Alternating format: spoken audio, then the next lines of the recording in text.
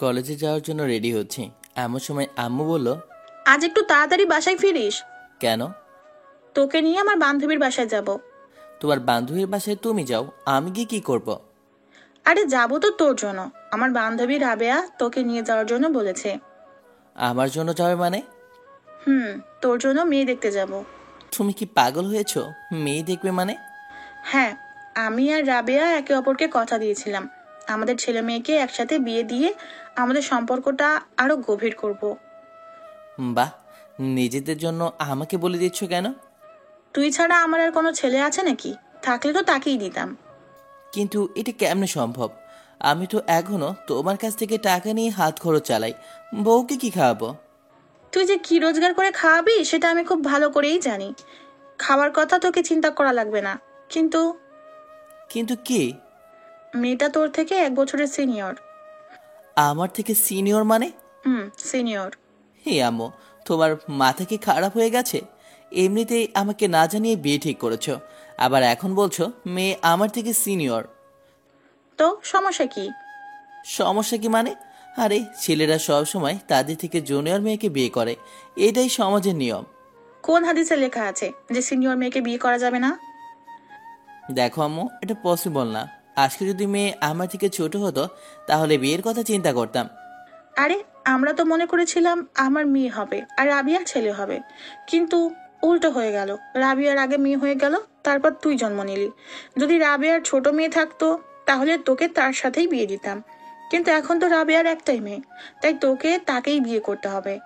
এ আম্মু, তুমি কি মানুষ? নিজের ছেলের সাথে কেউ এমন করে? মেয়েটা অনেক ভালো, দেখতেও মাশাল্লাহ। তুই একবার ওকে দেখলে চোখ ফেরাতে পারবি না। আরও অনার্স 3য় বর্ষে পড়ে। কি? তৃতীয় বর্ষে মানে? 3য় বর্ষে পড়ে। এই আম্মু, তুমি কি মানসিকভাবে অসুস্থ হয়ে গেছো? মেয়ে আমার থেকে 2 ক্লাস সিনিয়র, আর বয়সেও 1 বছর সিনিয়র। এটা কেমনে সম্ভব? লোকজন কি বলবে আমাকে? যার যেটা ইচ্ছা সেটা বলুক। তুই আজকে তাড়াতাড়ি বাসায় আসবি, ব্যাস। কিন্তু আম্মু, পোটা না শোনার আগেই চলে গেল। তো শালা মেজাজটাই খারাপ করে দিল। হায় রে, বন্ধুরা আমাকে কি বলবে? বলবে যে আমি একটা বুড়িকে বিয়ে করেছি। হায় আল্লাহ, উঠিয়ে এলাও আমারে। চলুন এবার কলেজে যেতে যেতে আপনাদেরকে আমার পরিচয়টা দিয়ে নেই। আমি শিহাব। চলুন এবার কলেজে যেতে যেতে আপনাদেরকে আমার পরিচয়টা দিয়ে নেই। আমি শিহাব, আপাতত স্টুডেন্ট। বাকি পরিচয় গল্প পড়তে পড়তে জানতে পারবেন। কলেজে গিয়ে মনমরা হয়ে বসে আছি, এমন সময় 2 হারামির আগমন। কিরে ফকিন্নি, একা একা বসে কি ভাবছিস এখানে? মামা ছ্যাঁকা খায়নি নাকি? এই হারামির দল, চুপ থাক। এমনিতেই টেনশনে আছি। কেন রে, কি হয়েছে? আম্মু আমার বিয়ে ঠিক করেছে, বিকেলে মেয়ে দেখে যাব। আরে মামা, তোর লাক অনেক ভালো। প্রেম টেম ছাড়া ডাইরেক্ট বিয়ে? তো ট্রিট দিচ্ছিস কবে? তোর বাদ দে শালা, মেয়েটা আমার থেকে সিনিয়র। বাহ, সবকিছু তো ভালোই দেখছি। তুই তো সিনিয়র মেয়েকে বেশি পছন্দ করিস, তোর জন্য ভালোই হবে। আরে হারামখোর, সিনিয়র পছন্দ করি ঠিক আছে, কিন্তু তার মানে এই নয় যে সিনিয়র কাউকে বিয়ে করব। হালার পুত, তামান্না আপুর পেছনে পেছনে ঘুরতে যেয়ে ভুলে গেলি উনি কি সিনিয়র না?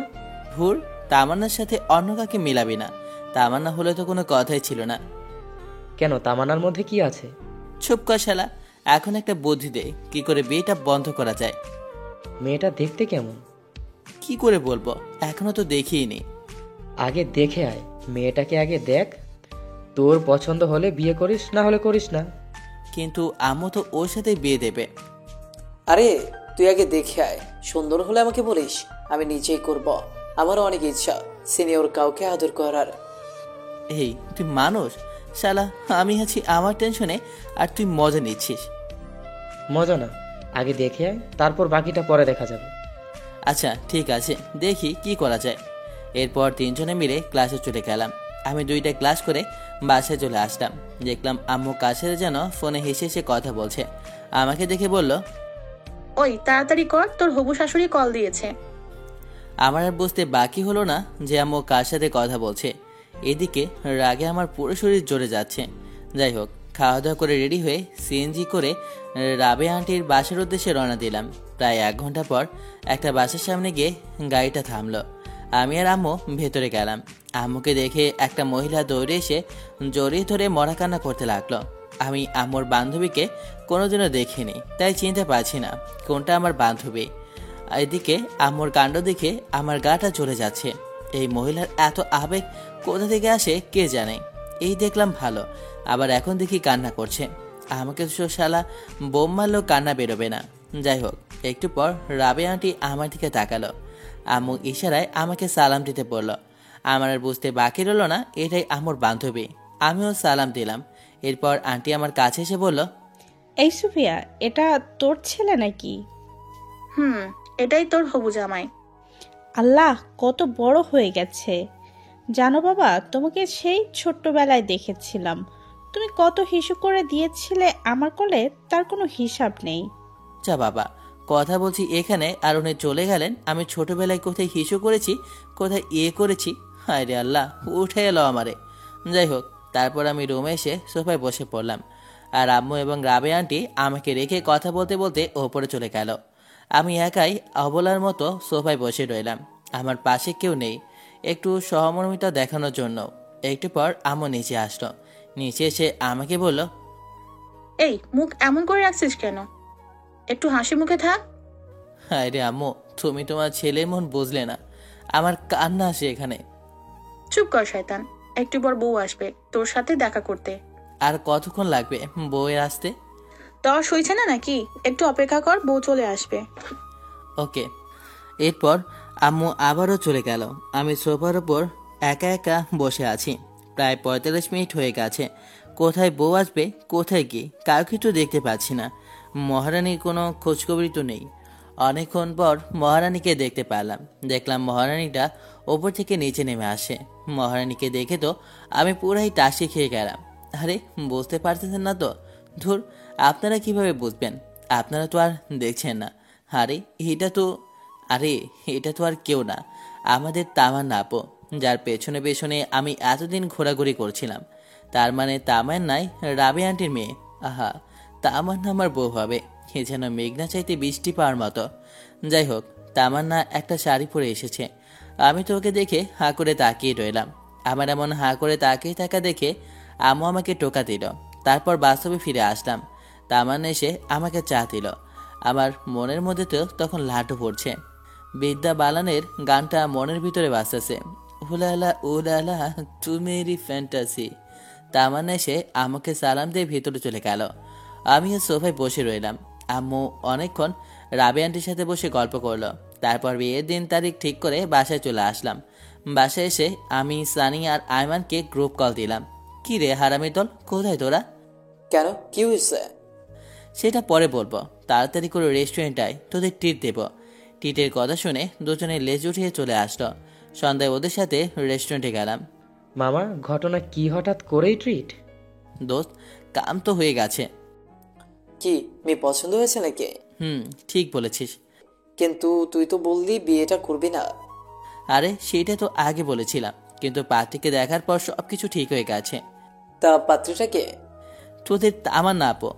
আমাদের ক্যাম্পাসে তামান্না আপু নাকি, যার পিছনে পিছনে তুই কুত্তার মতো হাঁটতি? এই হালার পুত, চুপ কর। আমি কারো পিছনে ঘুরে নাই। আর হ্যাঁ, সেই তামান্নাই আমার বান্ধবীর মেয়ে। সিরিয়াসলি দোস্ত, এটা তো মেঘনা চাইতেই বৃষ্টি ইয়াসের মতো। আজকে যাই চাই খেয়ে নে, টাকা আমি দেবো। তো বিয়ে কবে? আগামী শুক্রবার। কাল থেকে কেনাকাটা শুরু। তোরা আর কেউ এই সপ্তাহে যাস না, অনেক কাজ আছে। ওকে। তারপর ওদের টের দিয়ে বাসায় চলে আসলাম। রাতে কিছুতেই ঘুম আসে না। ভাবছি তামান্নাকে কল দিয়ে কিছুক্ষণ প্রেম করব। না থাক, বিয়ের পর চুটিয়ে প্রেম করা যাবে। এই কয়দিন একটু পার্ট নিয়ে থাকি। একদিকে সবাই মিলে কেনাকাটা শেষ করলাম। আস্তে আস্তে বাসায় মেহমান আসা শুরু করেছে। আমি সবাইকে ইনভাইট করে দিয়েছি। দেখতে দেখতে বিয়ের দিন চলে আসলো। বিয়ের দিন অনেক ধকলের পর অবশেষে আমাদের বিয়েটা সম্পন্ন হয়ে গেল। আমি, জনি আর আয়মান ছাদে বসে গল্প করছি। এদিকে তামান্না বাসর ঘরে বসে আমার জন্য অপেক্ষা করছে। আমার তো আর এখানে দাঁড়িয়ে থাকতে ইচ্ছে করছে না, কিন্তু হারামিগুলো আমাকে যেতে দিচ্ছে না। রাত প্রায় 12টা। আমি এখনও ছাদে বসে বসে আটা দিচ্ছি। এমন সময় আম্মু আসলো। কিরে, তুই এখানে বসে আছিস যে? তো কি করব? কি করবি মানে? যা ঘরে যা। মেয়েটা সেই কখন থেকে একা একা বসে আছে। আন্টি, আমরাও ওকে অনেকবার বলেছি, কিন্তু ও আমাদের কথা শুনছে না। পুরাটাই মিথ্যা। আমি সানির কথাগুলো শুনে ওর দিকে অবাক দৃষ্টিতে তাকালাম। তখন আম্মু বলল, যা তাড়াতাড়ি ঘরে যা। ঠিক আছে যাচ্ছি, তুমি নিচে যাও। একটু পর আম্মু চলে গেল। আমি সানিকে একটা লাথি দিয়ে বললাম, এই হারামখোর, তুই আমাকে অনেকবার যেতে বলেছিস তাই না? শালা, তোর জন্য আমি যেতে পারছি না আর তুই বলছিস আমাকে যেতে বলেছিলি? আরে মামা রাগ করিস কেন? আন্টিকে একটু পাম দিলাম আর কি। আচ্ছা ঠিক আছে, তুই বাসর ঘরে যা। ওকে যাচ্ছি, দোয়া করিস দোস্ত। এই শোন, হুম, বল। মানে বিড়ালটা ভালো করে মারিস, তোর ক্ষমতা দেখিয়ে দিবি, না হলে গোটা পুরুষ জাতি তোকে ধিক্কার দিবে। চুপ কর আমি যাচ্ছি। আচ্ছা ঠিক আছে যা, যদি বেঁচে থাকিস তাহলে কাল দেখা হবে। আমি একটা হাসি দিয়ে নিচে চলে আসলাম। বাসর ঘরের সামনে দাঁড়িয়ে আছে, কেমন যেন ভয় ভয় লাগছে, আবার লজ্জাও। আরে, নিজের ঘরে নিজে যাব আর সেখানে ভয় লাগছে। এক কেজি সাহস নিয়ে দরজা খুললাম। ভেতরে গিয়ে দরজা বন্ধ করে দিলাম। তামান্নার দিকে তাকাতে দেখলাম তামান্না কার সাথে যেন ফোনে কথা বলছিল। আমাকে দেখে ফোনটা রেখে দিল আর চুপচাপ বসে রইল। আমি গিয়ে ওর সামনে দাঁড়ালাম। ভাবছি সে হয়তো আমাকে সালাম করবে। অনেকক্ষণ দাঁড়িয়ে থাকার পরও দেখলাম সে বসে আছে। আমি মনে করেছি আমি জুনিয়র, তাই হয়তো আমাকে সালাম করতে লজ্জা পাচ্ছে বা করবে না। যাক, কর লাগবে না, একটা সালামে কিছু আসা যায় না। আমি গিয়ে খাটের ওপর বসলাম। তখন তামান্না বলল, তোর সাথে আমার কিছু কথা আছে। বাহ, শুরুতেই তুই? আমি বললাম, কি কথা বলেন। আমি তোকে স্বামী হিসেবে মানতে পারবো না। মুহূর্তেই যেন আমার পায়ের নিচ থেকে মাটি সরে গেল। নিজেকে শক্ত করে বললাম, কেন পারবে না? আর সে কথা বিয়ের আগে বলেনি কেন? বলিনি কারণ আমার কথার উপরে আমি কোনো কথা বলতে পারবো না। তাছাড়া বাবা অসুস্থ, এখন যদি বিয়েটা না করি তাহলে বাবা হয়তো আরো বেশি অসুস্থ হয়ে যাবে। আপনার মা বাবার কথা চিন্তা করে আমার লাইফটা নষ্ট করে দিলেন কেন?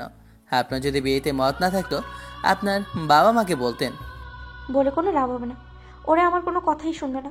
তাহলে আমাকে বলতেন, আমি আমাকে বলে দিতাম যে আমার আপনাকে পছন্দ হয়নি। আমি রিয়াদকে অনেকবার বলেছি পালিয়ে যাওয়ার জন্য, কিন্তু ও এখন নাকি কিছুই করতে পারবে না, কিছুদিন সময় লাগবে।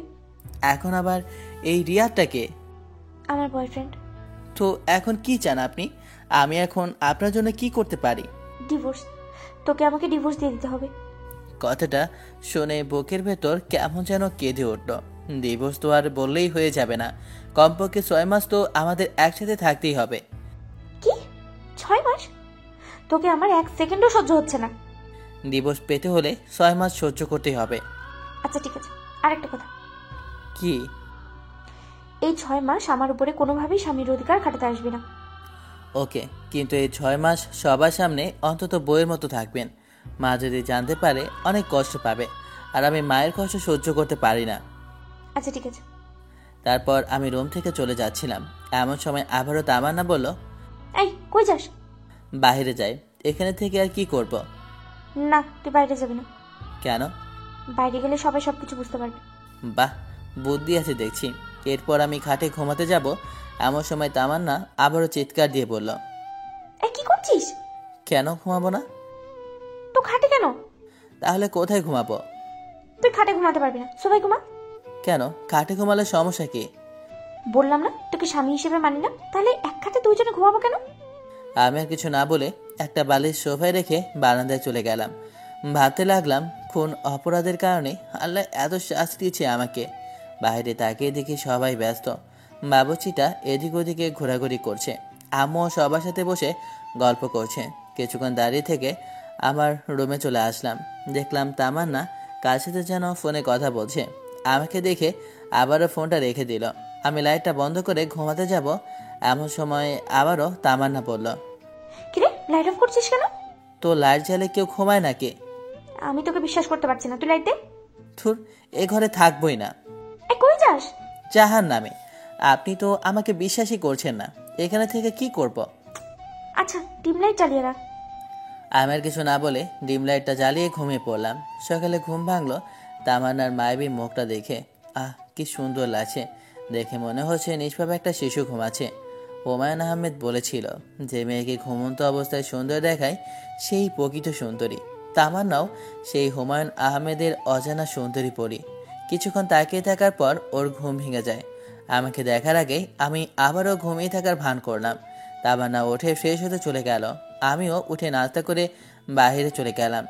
সানি আর আয়মানকে গতকাল রাতে সব ঘটনা খুলে পড়লাম।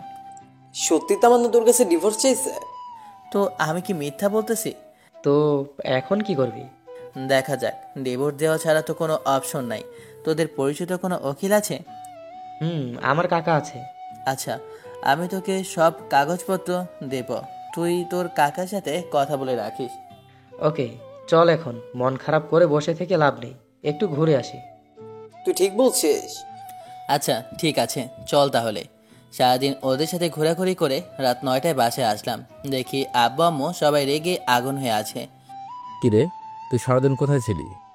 এই তো সানি আর আয়মানের সাথে। মোবাইল ধরস নাই কেন? সাইলেন্ট ছিল। তোর মধ্যে কোনো সেন্স নেই? বাসায় নতুন বউ রেখে বাইরে ঘুরতে লজ্জা করে না? এমন বউ দিয়েছো যে আমার লাইফটা শেষ করে দিল। কি বললি? না কিছু না। খেতে আয়। খাবো না, বাইরে থেকে খেয়ে এসেছি। আর কোনো কথা না বলে সোজা রুমে চলে আসলাম। গিয়ে দেখি তামান্না কাশিতে যেন ফোনে কথা বলছে। আমাকে দেখে ফোনটা রেখে দিল। ও এই সব কাণ্ড দেখে আমার মাথা পুরো রক্ত উঠে গেল। ও আমাকে দেখে বলল, এই ডিভোর্সের ব্যাপারে কিছু করলি? উকিলের সাথে কথা হয়েছে, অন্তত 6 মাস একসাথে থাকতে হবে। তোকে তো আমার এক সেকেন্ড সহ্য হয় না। না হলে এখানে আছেন কেন? চলে যান এখান থেকে। এতই যখন তারা বিয়ে করেছিলেন কেন? তোকে বিয়ে করতে আমার বইয়ে গেছে। নিজেকে কখনো আয়নায় দেখেছিস? ওর সাথে আমার চাই। ভদ্রভাবে কথা বলুন, এটা আমার বাসা, আপনার নয়। তোর বাসা থেকে আমাকে ধমকাচ্ছিস? লজ্জা হচ্ছে তোর? দুর্বল ভালো লাগে না। কেন যেই ফালতু মেয়েকে বিয়ে করতে গেলাম কে জানে। রুম থেকে বের হয়ে সোজা ছাদে গেলাম। ছাদে অনেকক্ষণ বসে থাকার পর চলে আসলাম।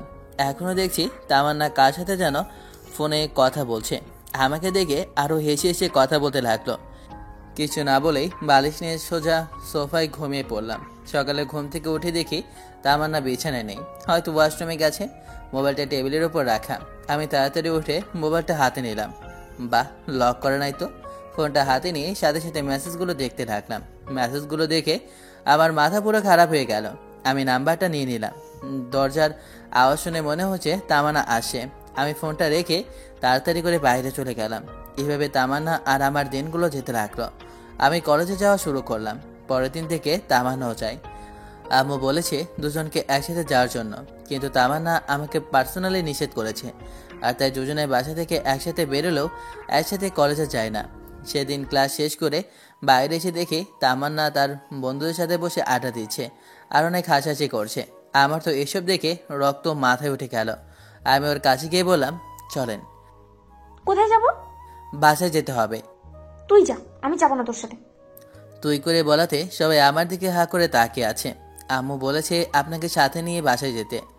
এই কুত্তা, তোকে না বলেছি আমার উপরে স্বামীর অধিকার খাটাতে আসবে না। যা তুই, তোর মাকে নিয়ে যা। মাকে নিয়ে একদম বাজে কথা বলবেন না। বলে কি করবি? আপনি বাসায় চলুন। তাই বলে আমি ওর হাতটা ধরে টেনে বাসায় নিয়ে আসে চাই। এমন সময় ঠাস করে আমার গালে একটা চর বসিয়ে দিল। তোর সাহস কি করে হয় আমার হাত ধরে, বেয়াদব কোথাকার? এটা বলে তামান্না উঠে সেখান থেকে চলে গেল। আমি গালে হাত দিয়ে দাঁড়িয়ে রইলাম। পুরো ক্যাম্পাসের ছেলে মেয়ে সবাই আমার দিকে হা করে তাকিয়ে আছে। লজ্জায় মাথা কাটা গেল। আমি সেখানে দাঁড়িয়ে না থেকে পাশে একটা পার্কে এসে বসে রইলাম। এমন সময় তামান্নার মোবাইল থেকে নেওয়া নাম্বারটার কথা মনে হলো। চিন্তা করলাম কল দেব, কিন্তু না, দিলাম না। নাম্বারটা সেভ করে নিলাম। নাম্বারটা সেভ করার সাথে সাথে ইমো অ্যাকাউন্ট চলে আসলো। তারপর ইমো অ্যাকাউন্টের প্রোফাইলে গিয়ে ছেলেটার ছবি দেখলাম। একটু হ্যান্ডসাম ছেলে, একটা বাইকের উপর বসে আছে। মনে হয় এই ছেলের সাথে তামান্নার রিলেশন চলছে। ছেলেটাকে দেখে আমার কেমন যেন মনে হলো প্লে বয়।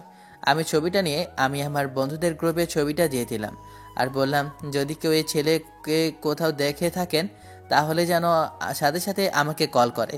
তারপর সেখানে আরও কিছুক্ষণ থাকার পর বাসায় চলে গেলাম। বাসায় আসার সাথে সাথে আম্মু ঠাস করে একটা চর বসিয়ে দিল। আমি আবলের মতো দাঁড়িয়ে রইলাম। মারলে কেন? বেশ করেছি, তোকে আরো মারা উচিত। কেন, কি করেছি আমি? লজ্জা করে না তোর বউ থাকা সত্ত্বেও অন্য একটা মেয়েকে নিয়ে পার্কে ঘুরতে চাস? মানে কে তোমাকে এসব কথা বলেছে? তোকে একটা মেয়ের সাথে দেখেনি? তামান্না তোকে নিষেধ করার জন্য তুই সবার সামনে তামান্নাকে চর মারিসনি? এই কথা শুনে তো আমার মাথায় আকাশ ভেঙে পড়লো। আম্মু, আমার কথাটা তো শোনো। তুই কোনো কথা বলবি না আর আমাকে আম্মু বলে ডাকবি না। আমি কখনো চিন্তাও করিনি তুই এত খারাপ হয়ে যাবি। ধুর, কার মুখ দেখে যে সকালে ঘুম থেকে উঠলাম। এমনি সকাল থেকে আমার সাথে যা যা ঘটেছে, এদিকে আম্মু আমাকে বিশ্বাস করছে না। ব্যাগটা ঘাড়ে নিয়ে বাইরে চলে গেলাম। বাইরে এসে একটা জায়গায় বসে রইলাম। অনেক রাত হয়ে গেছে, কি করব কিছু বুঝতে পারছি না। রাতে বাসায় না গিয়ে সানির বাসায় চলে গেলাম। কি রে, রাতের বেলায় তুই এখানে? কেন, সমস্যা হচ্ছে নাকি? সমস্যা হলে বলে দে, চলে যাই। আরে ধুর, সমস্যা হবে কেন? তোকে তো কোনো দিন ভুলেও বাসায় নিয়ে আসা যায় না। আজকে এভাবে বাসায় চলে আসলি তাই বললাম আর কি। আচ্ছা বাদ দে, ভিতরে আয়। তারপর আমি সানির মা বাবাকে সালাম দিয়ে ভিতরে গিয়ে ব্যাগটা রেখে ফ্রেশ হলাম। ফ্রেশ হয়ে এসে দেখি বাবা বারবার কল দিচ্ছিল। আমি ফোনটা কেটে দিয়ে সুইচ অফ করে রাখলাম। একটু পর সানি মা এসে খাওয়ার জন্য দেখে গেল। তারপর খাওয়া দাওয়া শেষ করে রুমে চলে আসলাম। এবার সানি বলল, এবার বল তো কাহিনীটা কি? তারপর আমি সানিকে সবকিছু খুলে বললাম। আমার কথাগুলো শুনে সানি বলল, আচ্ছা তাহলে এই ঘটনা। আচ্ছা তোর কাকার সাথে ডিভোর্সের ব্যাপারে কথা বলেছিস? কিছুদিনের মধ্যেই কাগজপত্র চলে আসবে। তুই একটু বলে সবকিছু একটু তাড়াতাড়ি করতে বলতো। আচ্ছা ঠিক আছে। তারপর সানির সাথে ঘুমিয়ে পড়লাম। পরদিন সানিদের বাসা থেকে সরাসরি কলেজে চলে গেলাম। ক্লাস করতে ভালো লাগছে না, তাই বাইরে এসে আমি সানি আর আয়মান গাছতলায় বসে আছি। দেখলাম তামান্না একটা ছেলের সাথে বাইকে করে কলেজে আসে। বাইক থেকে নেমে ছেলেটার হাত ধরে উপরে যেতে লাগলো। দেখে আমার মাথাটা খারাপ হয়ে গেল, কারণ সে তো এখনো আমার বউ। আমি তো এখনো ডিভোর্স দিইনি। ডিভোর্স দেওয়ার পর সে যা খুশি তাই করো, কিন্তু এখন কেন এসব করতে হবে? রাগে আমার শরীরের রোমগুলো দাঁড়িয়ে গেল। আমি সেখান থেকে উঠে তামান্নার দিকে যেতে লাগলাম। কি রে, কই যাস? এই তো একটু আসি। দাঁড়া, আমরাও আসছি। ওকে। তারপর সবাই একসাথে তামান্নার কাছে গেলাম। তামান্নার কাছে গিয়ে বললাম, কি ব্যাপার, আপনি এই ছেলের হাত ধরে আছেন কেন? আমি কার হাত ধরবো না ধরবো সেটা আমার ব্যাপার, তোর কি? অবশ্যই আমার সমস্যা, ভুলে যাবেন না এখন আপনি আমার স্ত্রী। তোকে আমি স্বামী হিসেবে মানি না। তোকে বলেছি না আমার উপরে স্বামীর অধিকার খাটাতে আসবি না। আপনি না মানলেও আমার কিছু করার নাই, কারণ আপনি এখন আমার স্ত্রী। আমাদের এখনো ডিভোর্স হয়নি। আমি যা বলবো আপনাকে তাই শুনতে হবে। যদি না চলি কি করবি? দেখবেন কি করতে পারি। দেখা তুই কি করতে পারবি। তাই বলে আমি তামান্নার দিকে আস্তে আস্তে এগোতে লাগলাম, আর সে পিছুতে লাগলো। আমি তার কাছে গিয়ে তামান্নার পাশে থাকা ছেলেটাকে একটা ঘুষি মারি। আমার কর্মকাণ্ড দেখে সবাই হা করে তাকিয়ে আছে। ছেলেটার কলার চেপে ধরলাম। এই শালার পুত, কি নাম তোর? লজ্জা করে না অন্যের বউয়ের সাথে প্রেম করতে? তুই জানিস আমি কে? তুই আমেরিকার প্রেসিডেন্ট হলেও আমার দেখার টাইম নাই। তোকে যদি আর তামান্নার সাথে দেখি তাহলে তোর খবর আছে। তুই আমার গায়ে হাত তুলেছিস না, দেখ তোর কি হাল করি। তাই বলে পকেট থেকে ফোনটা বের করে কাকে যেন ফোন করতে গেল। তখন আমি ওর হাত থেকে মোবাইলটা কেড়ে নিয়ে একটা আছাড় মেরে ভেঙে ফেললাম। তারপর আরও একটা খুশি মারলাম। এবার ওর ঠোঁট কেটে রক্ত বেরোতে লাগলো। সানিয়ার আয়মান আমাকে সেখান থেকে টেনে নিয়ে গেল। তামান্না আমায় রেগে যাওয়া দেখে ভয়ে কাঁপতে লাগলো। সানিয়ার আয়মানের সাথে নিচে চলে আসলাম। তারপর কলেজে পেছনে গিয়ে অনেকক্ষণ বসে রইলাম। কিছুই ভালো লাগছে না, কলেজ ছুটি হয়ে গেছে। সানি, আমি আর আয়মান বসে রইলাম। অনেকক্ষণ পর আমরা উঠে হাঁটা দিলাম। পরে সানি আর আয়মানের থেকে বিদায় নিয়ে বাসার দিকে রওনা দিলাম। ওরাও ওদের বাসায় চলে গেল। দুপুরবেলা রাস্তায় মানুষজন খুব একটা বেশি নেই, একেবারে নেই বললেই চলে। খেয়াল করলাম দুটো ছেলে সিগারেট টানতে টানতে আমার পেছনে পেছনে আসতে লাগলো। আর একটু সামনে যাওয়ার পর আরেকটা গলি থেকে 4 জন বেরিয়ে আসলো, দেখতে মাস্তান টাইপের। সবাই একসাথে আমার পিছু পিছু আসতে লাগলো। হঠাৎ করে একটি ছেলে পেছন থেকে আমার ঘাড়ে হাত রেখে চাপ দেয়। তাই দেখে আমি পেছনে তাকাই। আগুন আছে, সিগারেট খাবো। সরি, আমি ওসব খাই না।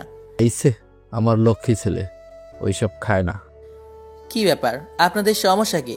আমার কোনো কথার উত্তর না দিয়ে একটা ছেলে আমার কাছে এসে আমার মুখটা চেপে ধরে, আর বাকি সবাই আমার উপর ঝাঁপিয়ে পড়ে। একা ছিলাম তাই সবার সাথে পেরে উঠতে পারেনি। ওরা সবাই অনেক বাজেভাবে আমাকে মারে। 2 জন আমার হাত ধরে রাখে, আর বাকিরা আমার গালে ও বুকে পেটে আঘাত করতে থাকে। মুখ দিয়ে রক্ত পড়ছে। আমি ওদের মা সহ্য করতে না পেরে শুয়ে পড়ে গেলাম। দেখলাম তামান্নার ওই ছেলেটা বাইক নিয়ে আসলো। ছেলেটা সবাইকে বলল, মরে গেলে নদীতে গিয়ে লাশটা ফেলে দিস। তাই বলে ওরা চলে গেল। তামান্না ছেলেটার কথা শুনে হাসতেছে। এরপর 2 জনে বাইক নিয়ে চলে গেল। এমন সময় হঠাৎ করে একটা ছেলে লাঠি দিয়ে আমার মাথায় আঘাত করে। এরপর আমি সেন্সলেস হয়ে পড়ে যাই। এরপর আমার আর কিছু মনে নেই। আমার জ্ঞান ফেরার পর নিজেকে হাসপাতালে আবিষ্কার করলাম। দেখলাম আয়মান আর সানি পাশে বসে আছে। এখন কেমন লাগছে? মোটামুটি ভালো। আম্মু কই? আন্টি এতক্ষণ এখানে ছিল, আমরা তাকে জোর করে বাসায় পাঠিয়ে দেই। এই দুদিন আন্টি এখানে থেকে থেকে তিনিও অসুস্থ হয়ে গেছেন। তার মানে 2 দিন পর আমার জ্ঞান আসলো। শরীরের প্রত্যেকটা অঙ্গ ব্যথা করছে। অনেক কষ্টে উঠে বসলাম। তারপর ওদেরকে বললাম, তামান্না এসেছিল কি? একবার এসেছিল, ওর বাবা নাকি অসুস্থ, সেখানে চলে গেছে। ও আচ্ছা। তো তোর এই অবস্থা কি করে হলো? এই তুই কি বলছিস? ও ঠিক মতো কথাই বলতে পারছে না, আর তুই ঘটনা জিজ্ঞেস করছিস? আচ্ছা তোরা সবাই বাসায় চল, বাসায় গিয়ে তোদের সব কিছু বলবো। এখন বাসায় যাওয়া যাবে না, ডাক্তার বলেছে তোকে হাসপাতালে আরো 2 দিন থাকতে হবে। এখানে থাকতে আর ভালো লাগছে না, আম্মুকে একটা কল দে, আজকে এখান থেকে চলে যাব। তারপর আম্মু হাসপাতালে আসলো। আম্মু এসে আমাকে জড়িয়ে ধরে কান্নাকাটি করতে লাগলো। তারপর ডাক্তারের থেকে পারমিশন নিয়ে বাসায় চলে গেলাম। সেদিন রাতে সানি আর আইমান আমার সাথে ছিল। রাতে ওদের দুজনকে সব কিছু খুলে বলি। তারপর আমি সানিকে বললাম তাড়াতাড়ি করে ডিভোর্স পেপার রেডি করতে। সেদিন রাতে 3 জনে একসাথে ঘুমিয়ে পড়লাম। পরের দিন দেখি তামান্না ওর বাবার বাড়ি থেকে চলে এসেছে। আমাকে দেখে বলল, কিরে এখনো বেঁচে আছিস? আমি তো ভেবেছিলাম মরেই গেছিস। রাগে আমার রক্ত গরম হয়ে গেল। সানি আর আইমান সবকিছু শুনে ফেললো। ওদেরকে দেখে তামান্না চোরের মতো ঘর থেকে বেরিয়ে গেল। সেদিন থেকে আমি আর ওর সাথে কথা বলি না, এমনকি আমি আবার নিজের রুমেও যাই না। অসুস্থতার জন্য কলেজেও যেতে পারছি না। তামান্না ঠিকই কলেজে যাচ্ছে। ও যে কলেজে গিয়ে ঠিক কী করে তা আমি খুব ভালো করে জানি। এভাবে আরও 1 সপ্তাহ পেরিয়ে গেল। তামান্নার আচরণ দিন দিন আরও খারাপ হতে লাগলো। একদিন সকালে ঘুরতে বের হয়েছি, এমন সময় ফাহাদের কল আসলো। কিরে কি অবস্থা তোর? এই তো আমার ভালো, তোর কি অবস্থা? আমারও ভালো। তো কি মনে করে ফোন করলি? দোস্ত, তুই যে একটা ছেলের ছবি দিয়েছিলি মনে আছে? তো কি হয়েছে এখন? ওই ছেলেটাকে দেখলাম পার্কে একটা মেয়েকে নিয়ে বসে আছে। আরে কি বলিস, কোন পার্কে? তারপর ফাহাদ আমাকে ঠিকানা দিল। ঘড়ি দিকে তাকিয়ে দেখি 11টা বাজে। তার মানে তামান্না কলেজের নাম করে পার্কে ঘুরতে গেছে। কেমন যেন খারাপ লাগছে। বিয়ের পর স্বামীকে রেখে অন্য ছেলের সাথে কেউ ঘুরতে যায়? আর ছেলেটা কেমন? একটা বিবাহিত মেয়েকে নিয়ে ঘুরতে যায়, অথচ মা এসব কথা শুনে আমাকে সন্দেহ করে। না, এত কিছু ভেবে লাভ নেই। এখন চুপচাপ পার্কে যাই। তারপর ওদের দুজনে কিছু ছবি তুলে নিয়ে আম্মুকে দেখাতে হবে। তাহলে ডিভোর্সে দিতে খুব সুবিধা হবে। তাড়াতাড়ি পার্কে গেলাম। ফাহাদ সেখানে দাঁড়িয়ে আছে। তারপর ফাহাদ ও আমি দুজনে পার্কের ভিতরে চলে গেলাম। দেখলাম সেই ছেলেটি যে লোক পাঠিয়ে আমাকে মেরেছিল, আর তামান্নাও যার বাইকে ঘোরাঘুরি করে। ছেলেটাকে স্পষ্ট দেখা যাচ্ছে, কিন্তু তামান্নার মুখটা ঠিক বোঝা যাচ্ছে না। আর পেছন থেকে দেখে কেন যেন মনে হচ্ছে এটা তামান্না নয়। উল্টা পথে গিয়ে দেখি আমার ধারণাটা ঠিক, মেয়েটা তামান্না নয়। তার মানে ছেলেটা এরকম আরও অনেক মেয়ের সাথে প্রেমের অভিনয় করে। শালাকে দেখলেই মনে হয় একটা প্লে বয়। আর কিছু না ভেবে চুপচাপ পকেট থেকে ফোন বের করে ভিডিও করতে লাগলাম। আহা কি সুন্দর, দুজনকে জড়িয়ে ধরে আছে, হাতে হাত রেখে হাসাহাসি করছে। ফাহাদকে বললাম তুই ভিডিও করতে থাক, আর আমি যেটুকু ভিডিও করেছি সেটা তামান্নাকে হোয়াটসঅ্যাপ করে দেই। তাই বলে সাথে সাথে তামান্নাকে ভিডিওটা পাঠিয়ে দিলাম। তামান্না ভিডিওটা দেখে আমাকে বারবার কল দিতে লাগলো, কিন্তু আমি কলটা রিসিভ করছি না, বারবার কেটে দিচ্ছি। তারপর সে আমাকে একটা মেসেজ করলো জায়গাটা কোথায় জানার জন্য। তারপর আমি পার্কের ঠিকানাটা লিখে তামান্নাকে পাঠিয়ে দিলাম। আমি আর ফাহাদ সেখানে দাঁড়িয়ে রইলাম। 10 মিনিট পর দেখলাম তামান্না পার্কে চলে আসলো। আমি তামান্নাকে দেখে আমি আর ফাহাদ দুজনে গাছের আড়ালে লুকিয়ে গেলাম। দেখছি তামান্না ছেলেটাকে পাগলের মতো খুঁজতে লাগলো। তারপর অনেক খোঁজাখুঁজি শেষে ছেলেটাকে দেখতে পাই। ছেলেটাকে দেখে কোনো কথা না বলে সোজা ছেলেটার কাছে গিয়ে শার্টের কলার ধরে 2টা চর ছেলেটার গালে বসিয়ে দেয়। ছেলেটা সেটা দেখে তামান্নার দিকে রাগে চোখে তাকালো। এরপর তামান্না বলতে শুরু করলো, ছি, তোর লজ্জা করে না আমার সাথে রিলেশন চলাকালীন অন্য একটা মেয়ের সাথে কিভাবে ঢলাঢলি করতে? তুমি যা ভাবছো তা নয়, আমার কথাটা একবার শোনো। তোর কথা আর কি শুনবো? যা দেখার তখন তো নিজের চোখেই দেখলাম। তামান্নার সব কথা শুনে ছেলেটার পাশে থাকা মেয়েটাও অনেক রেগে গিয়ে ছেলেটাকে একটা চর মেরে সেখান থেকে চলে যায়। আমি আর ফাহাদ এসব দেখছি আর হাসি। এবার ঠেলা সামলাও প্লে বয়। মেয়েটা চলে যাওয়ার পর ছেলেটা তামান্নার গালে একটা চর বসিয়ে দেয়। সাথে সাথে রাগে রক্ত আমার মাথায় উঠে গেল। ইচ্ছে করছে ছেলেটাকে এখানেই মেরে পুঁতে ফেলে, কিন্তু না, তামান্নাও আমাকে অনেক কষ্ট দিয়েছে। আর তাই এবার সে বোঝক ভালোবাসার মানুষ কষ্ট দিলে তা কেমন লাগে। বেশি আলকা পিরিত দেখালে এমনটাই হয়। ছেলেটা তামান্নাকে বলতে লাগলো, ওই তুমি আমাকে ফারিয়ার সামনে অপমান করলি কেন? বেশ করেছি। তুই আমার সাথে রিলেশনে থেকে অন্য একটা মেয়ের সাথে কি করছিস এসব? হ্যাঁ, কি তোর রিলেশন? তুই ভাবলি কি করে আমি তোর সাথে রিলেশন করছি? মানে মানে আমি কোনোদিন তোর সাথে রিলেশন করিনি। তোর সাথে যা ছিল সেটা টাইম পাস। আর তুই ভাবলি কি করে তোর মতো একটা মেয়েকে আমি আমার বউ বানাবো? কেন আমাকে বিয়ে করতে পারবে না কেন? যে মেয়ে বিয়ের পর স্বামীর সাথে খারাপ ব্যবহার করে, বাসায় স্বামীকে রেখে অন্য একটা ছেলের সাথে রিলেশন করে, তাকে বিয়ে করা আমার পক্ষে কোনোভাবে সম্ভব না। প্রপোজ করার সময় মনে ছিল না? সবই মনে ছিল, কিন্তু আমি তো তোর সাথে রিলেশন করিনি। যা করেছি তা হচ্ছে টাইম পাস, টাকা নেওয়ার জন্য আর তোর শরীর ভোগ করার জন্য। টাকা তো অনেক খেয়েছি, কিন্তু তোর শরীরটা ভোগ করতে পারিনি। তাই এতদিন আমার নাটকটা চালিয়ে যেতে হলো। আমি বিয়ে করব ফারিয়াকে। ওর বাবার অনেক টাকা আছে। তোর বাবার কি আছে? এটা শুনে তামান্না ছেলেটাকে আরো একটা চড় মারে। তারপর কান্না করতে করতে বলছে, তোর মতো বাটপার আমি আমার জীবনে দেখিনি। আমি শুধুমাত্র তোর জন্য শিহাবকে অনেক কষ্ট দিয়েছি, কিন্তু আর না, আজকে থেকে আমাদের সম্পর্ক এখানেই শেষ। আর কোনোদিন আমার সামনে আসবি না। এটা বলে তামান্না কাঁদতে কাঁদতে বাসায় চলে যায়। আর এদিকে ছেলেটা গালে হাত দিয়ে আবলের মতো দাঁড়িয়ে আছে। তামান্না কথা ভেবে খুব খারাপ লাগছে। বেচারি খুব ভালোবাসে ছেলেটাকে। আবার আমার অনেক ভালো লাগছিল যে ফকিরনি আমার সাথে অনেক বাজে ব্যবহার করেছে। এবার ঠেলা বোঝো, আর কিছুদিন অপেক্ষা করো, আমিও তোকে ডিভোর্স দিয়ে দেব। তখন বুঝবি এই শিহাব তোর জীবনে কতটা গুরুত্বপূর্ণ ছিল। যাই হোক, আমি ফাহাদকে ধন্যবাদ দিলাম, কারণ সে আজকে খবরটা না দিলে ছেলেটা হয়তো তামান্নার সাথে ফিজিক্যাল রিলেশন করত। আল্লাহ বাঁচিয়েছে। আল্লাহ যা করে ভালোর জন্যই করে। তারপর পকেট থেকে ফোনটা বের করে আমার বন্ধুদের সবাইকে একটা মেসেজ ফরওয়ার্ড করলাম, দুপুরে সবাই রেস্টুরেন্টে আসিস, আমি আজকে ট্রিট দেব। মেসেজটা পেয়ে সবাই লেজ উঠিয়ে রেস্টুরেন্টে তাড়াতাড়ি চলে আসলো। এরপর সবাই মিলে খাওয়া দাওয়া করলাম। আয়মান আমাকে জিজ্ঞাসা করলো, হঠাৎ এমন ট্রিট দিচ্ছিস কেন? তারপর আমি সবাইকে সব ঘটনা খুলে বললাম। সবাই ঘটনাটা শুনে অনেক খুশি হলো। এরপর আমি সানিকে বললাম, ডিভোর্স পেপার রেডি হতে আর কতদিন সময় লাগবে? সানি আমাকে বলল, আর কিছুদিন সময় লাগবে। বিকেলে আর বাসায় গেলাম না, সবার সাথে বসে আড্ডা দিলাম। রাতে বাসায় ফিরলাম। সারাদিন বাসায় যায়নি, তাই বাসায় যেতেই আম্মু আমাকে বলল, কি রে, সারাদিন কই ছিলি? এই তো বন্ধুদের সাথে। এই অসুস্থ শরীর নিয়ে বন্ধুদের সাথে কি? এমনি ভালো লাগছিল না তাই। এই, তোর তামান্নার সাথে কিছু হয়েছে নাকি? কই না তো।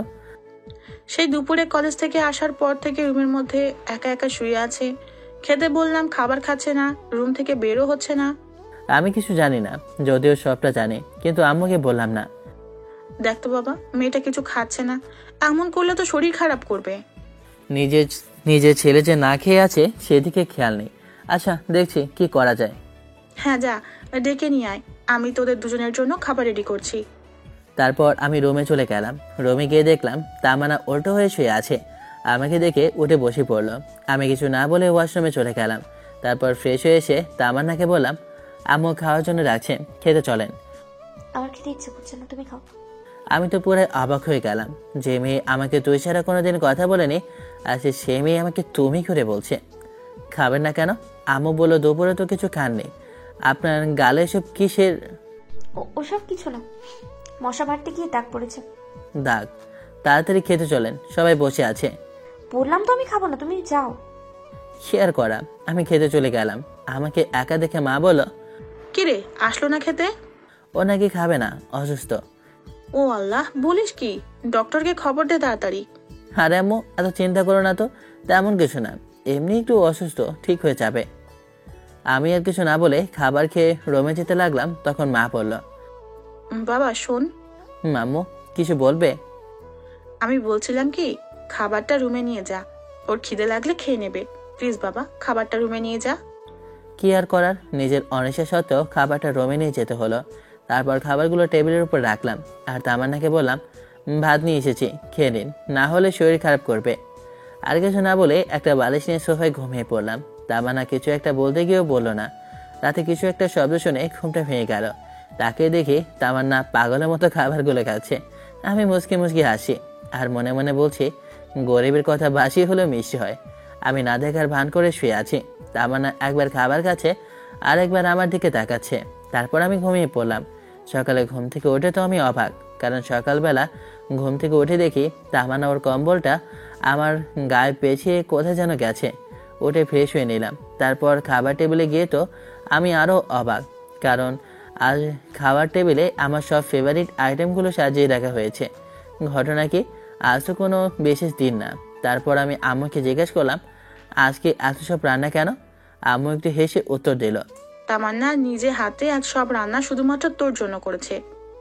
এ কথা শুনে আমি একটু চমকে গেলাম। আসলে মেয়েদের মন বোঝা একদমই সহজ বিষয় না। এরা কখন কি করে নিজেরাও যায় না। কিছু না বলে খেয়ে নিলাম। খাওয়া শেষ করে বাইরে চলে গেলাম। আজ বন্ধুদের সাথে আড্ডা দেওয়ার জন্য যাচ্ছি না, একটা চাকরির জন্য ইন্টারভিউ দিতে যাচ্ছি। বসে বসে তো অনেক খেলাম, এবার একটু ফ্যামিলির পাশে দাঁড়াই।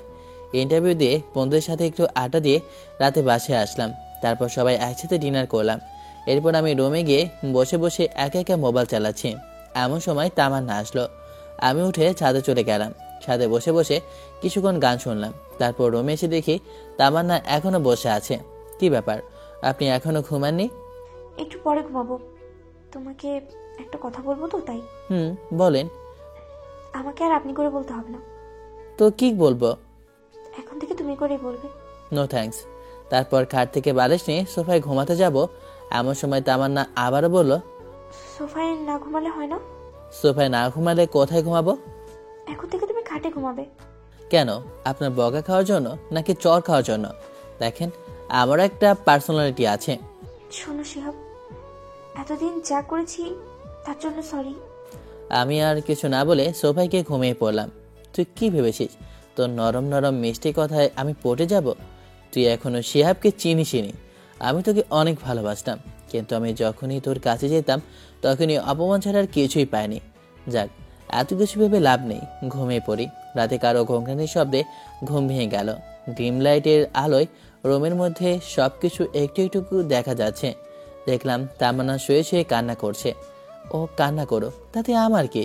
আমি বালিশটা কানের উপর চাপ দিয়ে ঘুমিয়ে পড়লাম। সকালবেলা কারো নরম হাতের স্পর্শে ঘুমটা ভেঙে গেল। হালকা চোখ খুলে দেখি তামান্না আমার মাথায় হাত বোলাচ্ছে।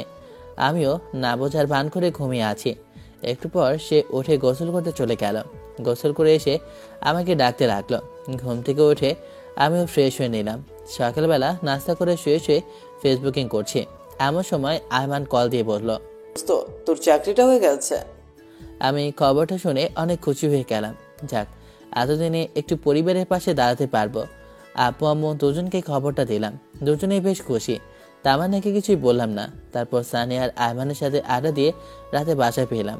বাসায় ফিরতেই তামান্না আমাকে বলল, কংগ্রাচুলেশনস। কংগ্রাচুলেশন কেন? নতুন চাকরি পেয়েছো তার জন্য। ও আচ্ছা, ধন্যবাদ। পরের দিন সকালে ঘুম থেকে উঠে নাস্তা করে রেডি হয়ে অফিসে চলে গেলাম। আজ অফিসের প্রথম দিন। অনেক ভালো লাগলো। অফিসের কলিগের সাথে পরিচিত হলাম, বসের সাথেও পরিচিত হলাম। এক কথায় দিনটা অনেক ভালোই কাটলো। এভাবে আরও 10 দিন কেটে গেল। তামান্না বারবার আমার কাছে আসতে চায়, আমার সাথে কথা বলতে চায়, কিন্তু আমি ওর সাথে কথা বলি না, কারণ অতীতের কথাগুলো আমি এখনো ভুলিনি। তামান্নার জন্য আমি এতদিন কলেজে যাইনি বললেই চলে। সেদিন কলেজে সবার সামনে অপমান করার পর থেকে আর কলেজে যায় না, শুধু পরীক্ষা দিয়ে চলে আসি। পরের দিন অফিসে যাচ্ছি, এমন সময় আম্মু এসে বলল, কি রে, অফিসে যাচ্ছিস? কিছু বলবে? হ্যাঁ, বলছিলাম কি, তামান্নার মা ফোন করেছিল। সে নাকি একটু অসুস্থ, তাই তামান্নাকে ওর মা যেতে বলেছে। তো যাক না, আমি কি বারণ করেছি? না মানে, আমি বলছিলাম কি, তুই যদি দিয়ে আসতি তাহলে খুব ভালো হতো। আমি কিভাবে দিয়ে আসবো?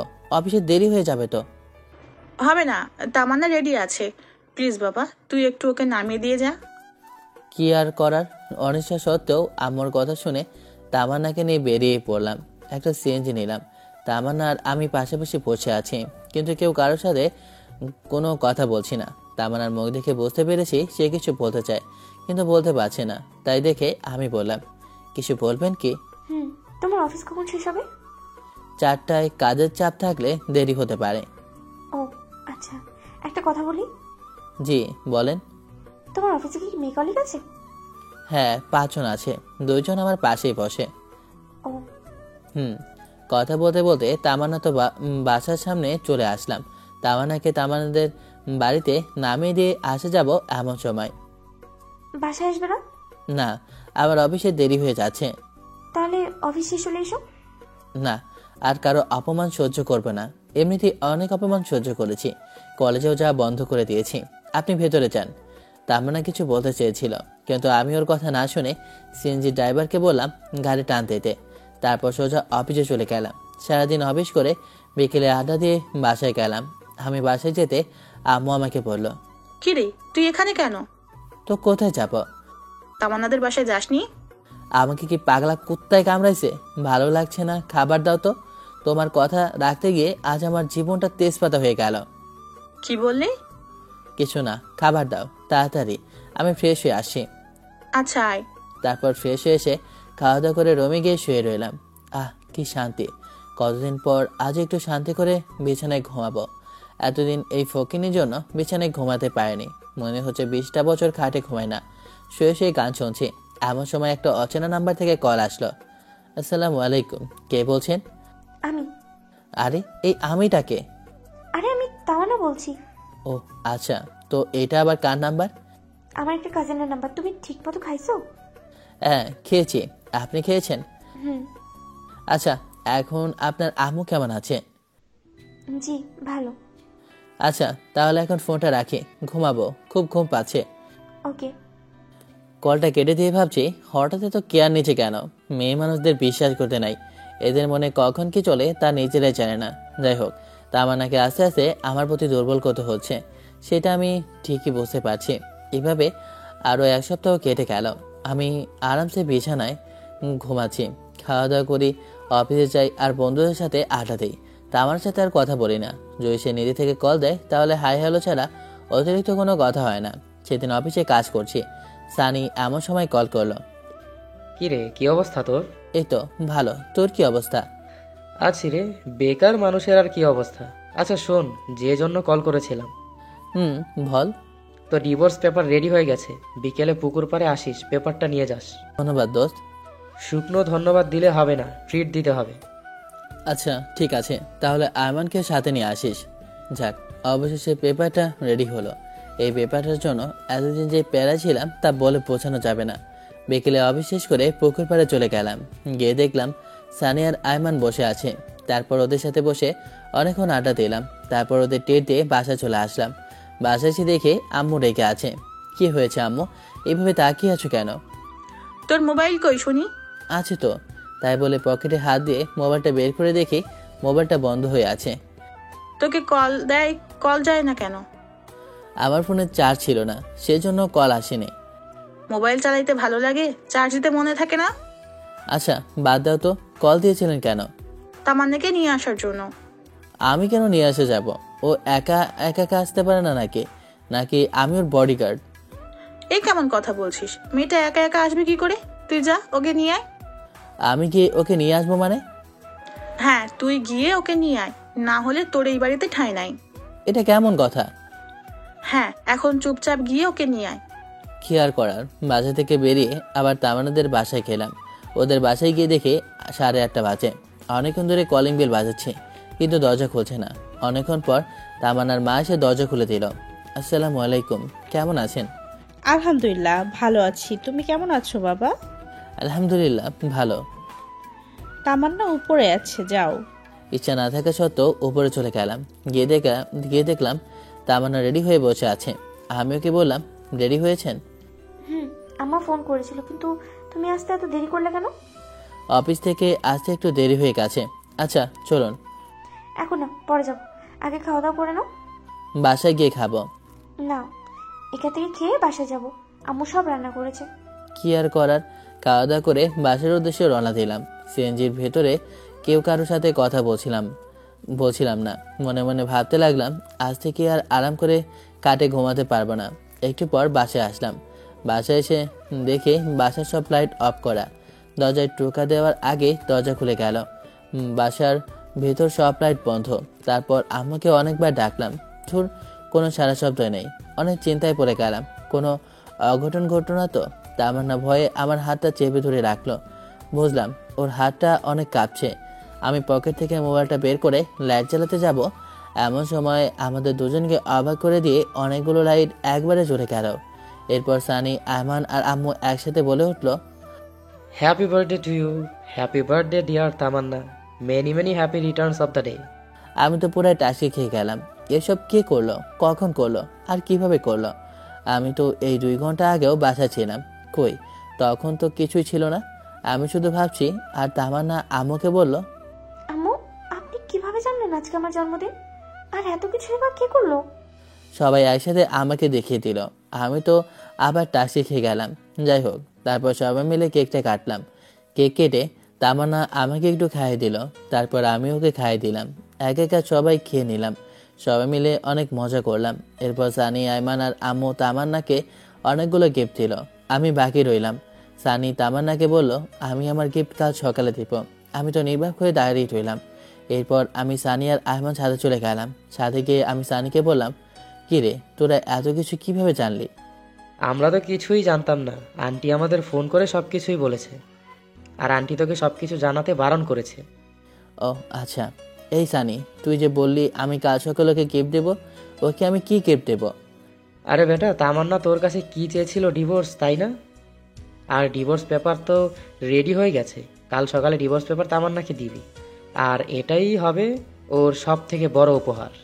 একদম ঠিক বলেছিস। আচ্ছা, অনেক রাত হয়েছে, এখন ঘুমাতে যাই। এরপর ছাদ থেকে নেমে সানি আর আয়মানকে একটা রুমে রেখে আমি আমার রুমে চলে গেলাম। রুমে গিয়ে দেখি তামান্না বসে বসে মোবাইল চালাচ্ছে। আমাকে দেখে বলল, থ্যাঙ্কস শিহাব, ধন্যবাদ কেন? এত বড় একটা সারপ্রাইজ দেওয়ার জন্য। আচ্ছা ঠিক আছে, ঘুমিয়ে যান, অনেক রাত হয়েছে। এটা বলে বিছানা থেকে একটা বালিশ নিয়ে সোফায় ঘুমাতে যাব। এমন সময় তামান্না বলল, আমার গিফট কই? কাল সকালে অফিসে যাওয়ার আগে টেবিলের উপর রেখে যাব। ওকে। আচ্ছা, একটা কথা বলি। বলেন। সোফায় না ঘুমালে হয় না? সোফায় না ঘুমালে কোথায় ঘুমাবো? খাটে ঘুমাও, অসুবিধা নেই। নো থ্যাঙ্কস, লাগবে না, আপনি ঘুমিয়ে যান। আর কিছু না বলেই ঘুমিয়ে পড়লাম।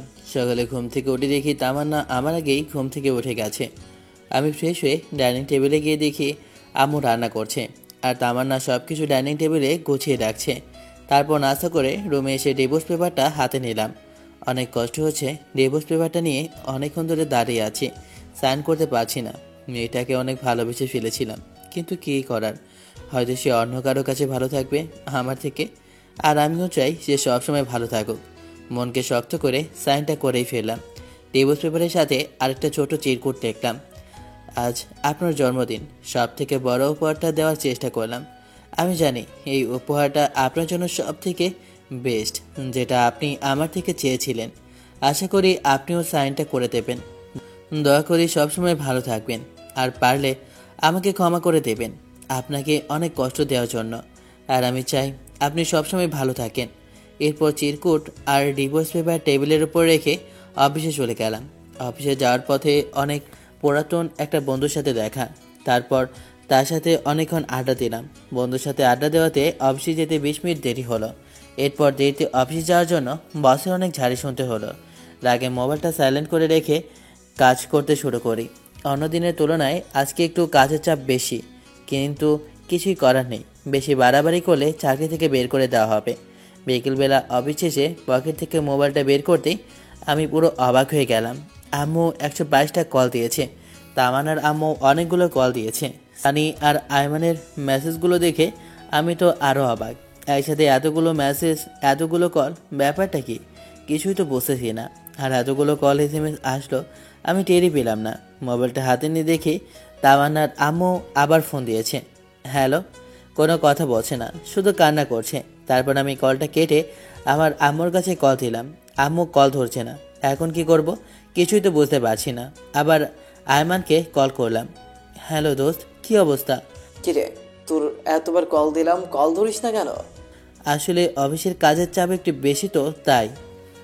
তো এখন কোথায় আছিস? এই তো 3 রাস্তার মোড়ে আছি। তাড়াতাড়ি মোহাম্মদ আলী হাসপাতালে চলে আয়। কেন, কার কি হয়েছে? তামান্না সুইসাইড করতে নিয়েছিল, আমরা সবাই মিলে ওকে হাসপাতালে নিয়ে আসছি। কি, সুইসাইড করতে নিয়েছিল মানে? দাঁড়া, আমি এখনই আসি। তাড়াতাড়ি আয়। তাই বলে আমি ফোনটা রেখে হাসপাতালের দিকে রওনা দিলাম। কেমন যেন টেনশন লাগছে। তামান্না হঠাৎ করে সুইসাইড করতে গেল কেন? হাসপাতালে গিয়ে দেখি আম্মু, তামান্নার আম্মু, সানি আর আয়মান বাইরে বসে আছে। আমাকে দেখে সবাই উঠে দাঁড়ালো। আর আম্মু তো এসে আমাকে একটা ঠাস করে চড় মারলো। আমি আবুলের মতো গালে হাত দিয়ে দাঁড়িয়ে রইলাম। একটু পর তামান্নার আম্মু বলল, বাবা, তোমার সাথে কি তামান্নার কিছু হয়েছে? কই, আমার সাথে তো কিছু হয়নি। তাহলে ও সুইসাইড করতে গেল কেন? আমি মাথা নিচু করে দাঁড়িয়ে আছি। আম্মু এসে বলল, তোকে এতবার কল করলাম, কল ধরিস না কেন? অফিসে কাজে চাপ ছিল, তাই মোবাইলটা সাইলেন্ট করে রেখেছিলাম। লাগবে না তোর চাকরি করা। আজকের পর থেকে তুই আর চাকরি করতে যাবি না। আর তুই আমাকে মিথ্যা বলছিস কেন? আমি কি মিথ্যা বলছি? তামান্না এতদিন তোর সাথে যা যা করেছে আমাকে জানাসনি কেন? তোমাকে এসব কে বলেছে? আম্মু সানিয়ার আয়মানের দিকে দেখিয়ে দিল। আমি বুঝে গেলাম ওরাই আম্মুকে সব ঘটনা খুলে বলে দিয়েছে। সানি আর আয়মানের দিকে রাগে দৃষ্টিতে তাকালাম। ওরা নিচের দিকে তাকিয়ে আছে। এমন সময় ডাক্তার এসে বলল, রোগীর জ্ঞান ফিরেছে। এটা শুনে আম্মু আর তামান্নার আম্মু ভিতরে চলে গেল। সানি আর আয়মান যেতে চাইলো, কিন্তু আমি ওদের দুজনকে ধরে বললাম, এই তোদের মধ্যে আম্মুকে সব কথা কে বলেছে? দুজন দুজনের দিকে তাকাচ্ছে, কোনো কথা বলছে না। কিরে, কথা বলছিস না কেন? আমরা দুজনেই বলেছি। কেন বলেছিস? জানিস আম্মু কত কষ্ট পাবে এখন? কারণ তামান্নাকে আম্মু পছন্দ করে আমার সাথে বিয়ে দিয়েছে। আন্টিকে না বলে উপায় ছিল না। আন্টি আমাদের যেভাবে চাপের মুখে ফেলে রেখেছিল, তাতে আমরা না বলে কোনো উপায় খুঁজে পাইনি। সরি দোস্ত। তো শালা, দোস্ত একটা কথা বলি। দোস্ত, তামান্নাকে ডিভোর্সটা না দিলে হয় না? মনে হয় ওকে ডিভোর্স না দেওয়াই ভালো। কেন তোর হঠাৎ এমনটা মনে হলো কেন? দেখ, তামান্না তোকে আগে ইগনোর করতো, অবহেলা করতো, কিন্তু এখন তো সে তোর প্রতি দুর্বল হয়ে গেছে। আস্তে আস্তে তোকে ভালোবাসতে শুরু করেছে। দেখিস না, ডিভোর্স পেপার পাওয়ার সাথে সাথেই সুইসাইড করতে নিয়েছিল। দোস্ত, সানি ঠিক কথাই বলেছে। আমারও তাই মনে হয়, ওকে ডিভোর্স দিস না। এইসব কিছু ছিল মনে মনে। আসলে তামান্নাকে বোঝাতে হবে ভালোবাসার মানুষের থেকে কষ্ট পেলে কেমন লাগে, তাই ওকে আরও কিছু কষ্ট পেতে হবে। আচ্ছা, ওইসব পরে দেখা যাবে। শোন, তামান্নাকে আরও কিছু শাস্তি দিতে হবে। আমার সাথে যেসব করেছে তার ফল ওকে পেতেই হবে। তুই এই অবস্থায় ওকে শাস্তি দিতে যাচ্ছিস? এই অবস্থায় ওকে কিভাবে শাস্তি দিবি? সময় হলে সব কিছু দেখতে পারবে। এখন এইসব না ভাবলেও চলবে। আমরা তিনজন কথা বলছি। আমাকে দেখে আম্মু বাইরে আসলো। বাইরে এসে আমাকে বলল, এই হারামজাদা, তোর মনে কি একটুও দয়া মায়া নাই? মেয়েটা এখন কেমন আছে এইটুকু খবর নেওয়া যায় না? আয় ভেতরে আয়, তামান্না তোকে ডাকছে। আম্মুর কথা শুনে আমরা তিনজনে ভেতরে গেলাম। আমি ভেতরে গিয়ে তামান্নার মাথার কাছে বসলাম। আমাকে দেখে একটু অভিমান করে মাথাটা অন্যদিকে ঘুরিয়ে নিল। এরপর আম্মু সবাইকে ইশারা করলো বাইরে যেতে। আম্মুর কথায় সবাই বাইরে চলে গেল। ভেতরে আমি আর তামান্না রইলাম। দুজনে চুপ করে বসে আছি, কেউ কোনো কথা বলছি না। দুজনে চুপ থাকার পর আমি নীরবতা ভেঙে বললাম, এখন আপনার কি অবস্থা? সেটা কারণ না জানলেও চলবে। কথা শুনে বুঝলাম মেয়েটা আমার উপর অনেক অভিমান করে আছে। সমস্যা নেই বালিকা, দেখতে থাকো। তোমার জন্য আরো কত কি অপেক্ষা করছে। সামনে যে আরো কত কি হতে যাচ্ছে সেটা আমি নিজেও জানি না। কিছুক্ষণ পর আমি আবার বললাম, রাগ করেছেন? রাগ করার মানুষ থাকলে তো রাগ করবো। আমার কি রাগ করার মানুষ আছে নাকি? আচ্ছা বাদ দেন, এই কাজটা কেন করতে গেলেন সেটা বলেন। তুই কি কিছুই বুঝিস না? আপনি কেন সুইসাইড করতে নিয়েছিলেন সেটা আমি কি করে জানবো? যা, তোর কিচ্ছু বুঝতে হবে না। তুই এখানে কেন এসেছিস? এখান থেকে চলে যা। আমি মারা গেলে তো সবকিছু বেশি তুই খুশি হবি না? সবাই আপনাকে দেখতে আসতে বলেছে, তাই দেখতে এসেছি। কি? সবাই দেখতে আসতে বলছি, তাই তুই আমাকে দেখতে এসেছিস? তার মানে তুই আমাকে মন থেকে দেখতে আসিসনি? আচ্ছা এসব বাদ দেন তো, জন্মদিনের উপহারটা কেমন লেগেছে আপনার? অনেক ভালো। উপহারটা পাওয়ার খুশির ঠেলায় তো নিজের জীবনটাই দিয়ে দিতে চেয়েছিলাম, কিন্তু পারলাম না। খুশি হননি কেন? আজ থেকে তো আপনি মুক্ত। এখন থেকে নিজের ইচ্ছা মতো চলতে পারবেন, প্রেম করতে পারবেন, ঘুরতে যেতে পারবেন। ডিভোর্স পেপারে সাইন করতে গিয়ে কি তোর একবারও বুকটা কাঁপেনি? না, আমি শুধু আপনার ইচ্ছাটা পূরণ করতে চেয়েছি। তুই জীবনে আমাকে বুঝবি না। আমার কাউকে বুঝতে হবে না, আমরা কথা বলছি। এমন সময় আম্মু এসে বলল, কি রে, তোদের কথা বলা শেষ হয়েছে? আমরা তো কথাই বলি নাই, কথা শুরু হয় নাই, শেষও হয় নাই, কথা শেষ হবে কি করে? সুফিয়া, তামান্নাকে আমার বাসায় নিয়ে যাই, কিছুদিন আমার বাসায় রেখে তারপর পাঠিয়ে দেব। তুই যেটা ভালো মনে করিস। বাহ, দুজনের বন্ধুত্ব টিকিয়ে রাখার জন্য মাঝখানে আমাকে বলে দেওয়া হলো। আমি কেবিন থেকে বের হয়ে যাচ্ছি। আমার আসার সময় আম্মু বলল, কি রে, তুই কোথায় যাস? বাসায় যাচ্ছি। আবার কোথায় যাব? যা, তামান্নাকে ওদের বাসায় দিয়ে আয়। আমি কিছু না বলে চুপচাপ দাঁড়িয়ে আছি। সেটা দেখে আম্মু আবার বলল, কিরে আমি কি বলছি কথা কানে যায় না? আরে দিয়ে আসবো তো, সমস্যা নেই, কিন্তু তুমি এমন করছো কেন? তারপর আমি আর কিছু না বলে বাইরে গিয়ে একটা সিএনজি ডেকে নিয়ে আসলাম। তারপর আমি তামান্নার আম্মু সিএনজিতে উঠে ওদের বাসার উদ্দেশ্যে রওনা দিলাম। সানিয়ার আয়মানকে বললাম আম্মুকে ঠিকমতো বাসায় পৌঁছে দিতে। গাড়ির মধ্যে কেউ কোনো কথা বলি না। গাড়ি থেকে নেমে তামান্নাকে ধরে ধরে বাসার ভিতরে নিয়ে যাচ্ছি, কিন্তু ফকিনিটা হাতে বাজছে না। ইচ্ছা না থাকা সত্ত্বেও ওকে কোলে তুলে নিতে হলো। তারপর ওকে কোলে করে নিয়ে ওর রুমে রেখে আসলাম। বাহ, ফকিনিটার মনে মনে লাটও পড়ছে। আমিও খুশি, কখনো ওকে এভাবে স্পর্শ করিনি। কিন্তু জানো, তুমি তো জানো না তোমার জন্য আমি কি পরিমাণ বাস রেডি করতেছি। বাস থেরাপি দিয়েই আমি তোমার অহংকার মাটিতে লোটাবো, তুমি টেরও পাইবে না আমি কি জিনিস। যাই হোক, বাসার ভেতরে নিয়ে আমি তামান্নাকে ওর রুমে নিয়ে গিয়ে খাটের উপর শুয়ে দিলাম। ওহ আল্লাহ গো, মেয়েদের এত ওজন আগে জানা ছিল না। দেখতে মনে হয় ফু দিলে বাতাসে উড়ে যাবে, কিন্তু আজ কোলে নিয়ে বসতে পারলাম। এত ওজন কি বলবো রে ভাই। তামান্নাকে খাটে রেখে আমি হাঁপাতে লাগলাম। আমার এমন অবস্থা দেখে তামান্না হাসতে লাগলো। যাই হোক, ওকে বাসায় রেখে আমি চলে আসতে লাগলাম। এমন সময় পেছন থেকে ডাক দিয়ে তামান্না বলল, শিহাব, জি কিছু বলবেন? বলছি আমি আজকে না গেলে হয় না? না, আমাকে বাসায় যেতে হবে, অফিস থেকে এসেছি, এখনো ড্রেসই চেঞ্জ করিনি। আচ্ছা তো কিছু খাইছো কি? না, খাওয়ার সময় পাইনি, বাসায় গিয়ে খাবো। এখান থেকে খেয়েছো? No thanks. আর কিছু না বলে সোজা হাঁটা দিলাম। তামান্নার আম্মু অনেকবার বলল থেকে যেতে, কিন্তু আমি না করে দিয়ে বিদায় নিয়ে বাড়ি চলে আসলাম। তারপর বাসায় এসে ফ্রেশ হয়ে নাস্তা করে শুয়ে পড়লাম। এভাবে আরও কিছুদিন কেটে গেল।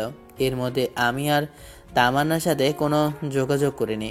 মাঝে মাঝে তামান্না আমাকে কল দিত, কিন্তু আমি দৌড়তাম না। কিছুদিন পর সকালবেলা হঠাৎ অফিসে যাওয়ার জন্য রেডি হচ্ছি, এমন সময় আম্মু এসে বলল, কিরে অফিসে যাচ্ছিস? হ্যাঁ, কিছু বলবে? তোর অফিস কয়টায় ছুটি? বিকেল 4টা, তবে কাজের চাপ বেশি হলে দেরি হতে পারে। কেন? না, বলছিলাম যে অনেকদিন হলো মেয়েটাকে দেখি না, যদি অফিস শেষে তামান্নাকে বাড়ি নিয়ে আসতি। সরি আম্মু, আমি পারবো না, যার আশা সে নিজেই আসবে। এটা কেমন কথা? একটা মেয়ে একা একা কি করে আসবে? যেভাবে খুশি সেভাবে আসবে, আমি কিছু জানি না। যদি তোমার এতই দেখতে ইচ্ছে করে তাহলে তুমি গিয়ে নিয়ে আসো। যা, তোর আনা লাগবে না, আমার মেয়েকে আমি নিয়ে আসবো। তোমার যা ইচ্ছে তাই করো, আমার কি। আর কিছু না বলে বাসা থেকে বেরিয়ে গেলাম। এরপর একটা সিএনজি নিয়ে সোজা অফিসে চলে গেলাম। বিকেলে অফিস শেষে বন্ধুদের সাথে আড্ডা দিয়ে বেশ রাত করে বাসায় ফিরলাম। বাসায় এসে দেখি তামান্না চলে এসেছে। আমি কিছু না বলে ফ্রেশ হয়ে রুমে গিয়ে শুয়ে পড়লাম। একটু পর তামান্না এসে বলল, যেহেতু তুমি আমাকে ভুলে গেছো, একটাবার খবরও নাও না। আমি কেমন আছি, কি করছি, কিছুই জানতে চাও না?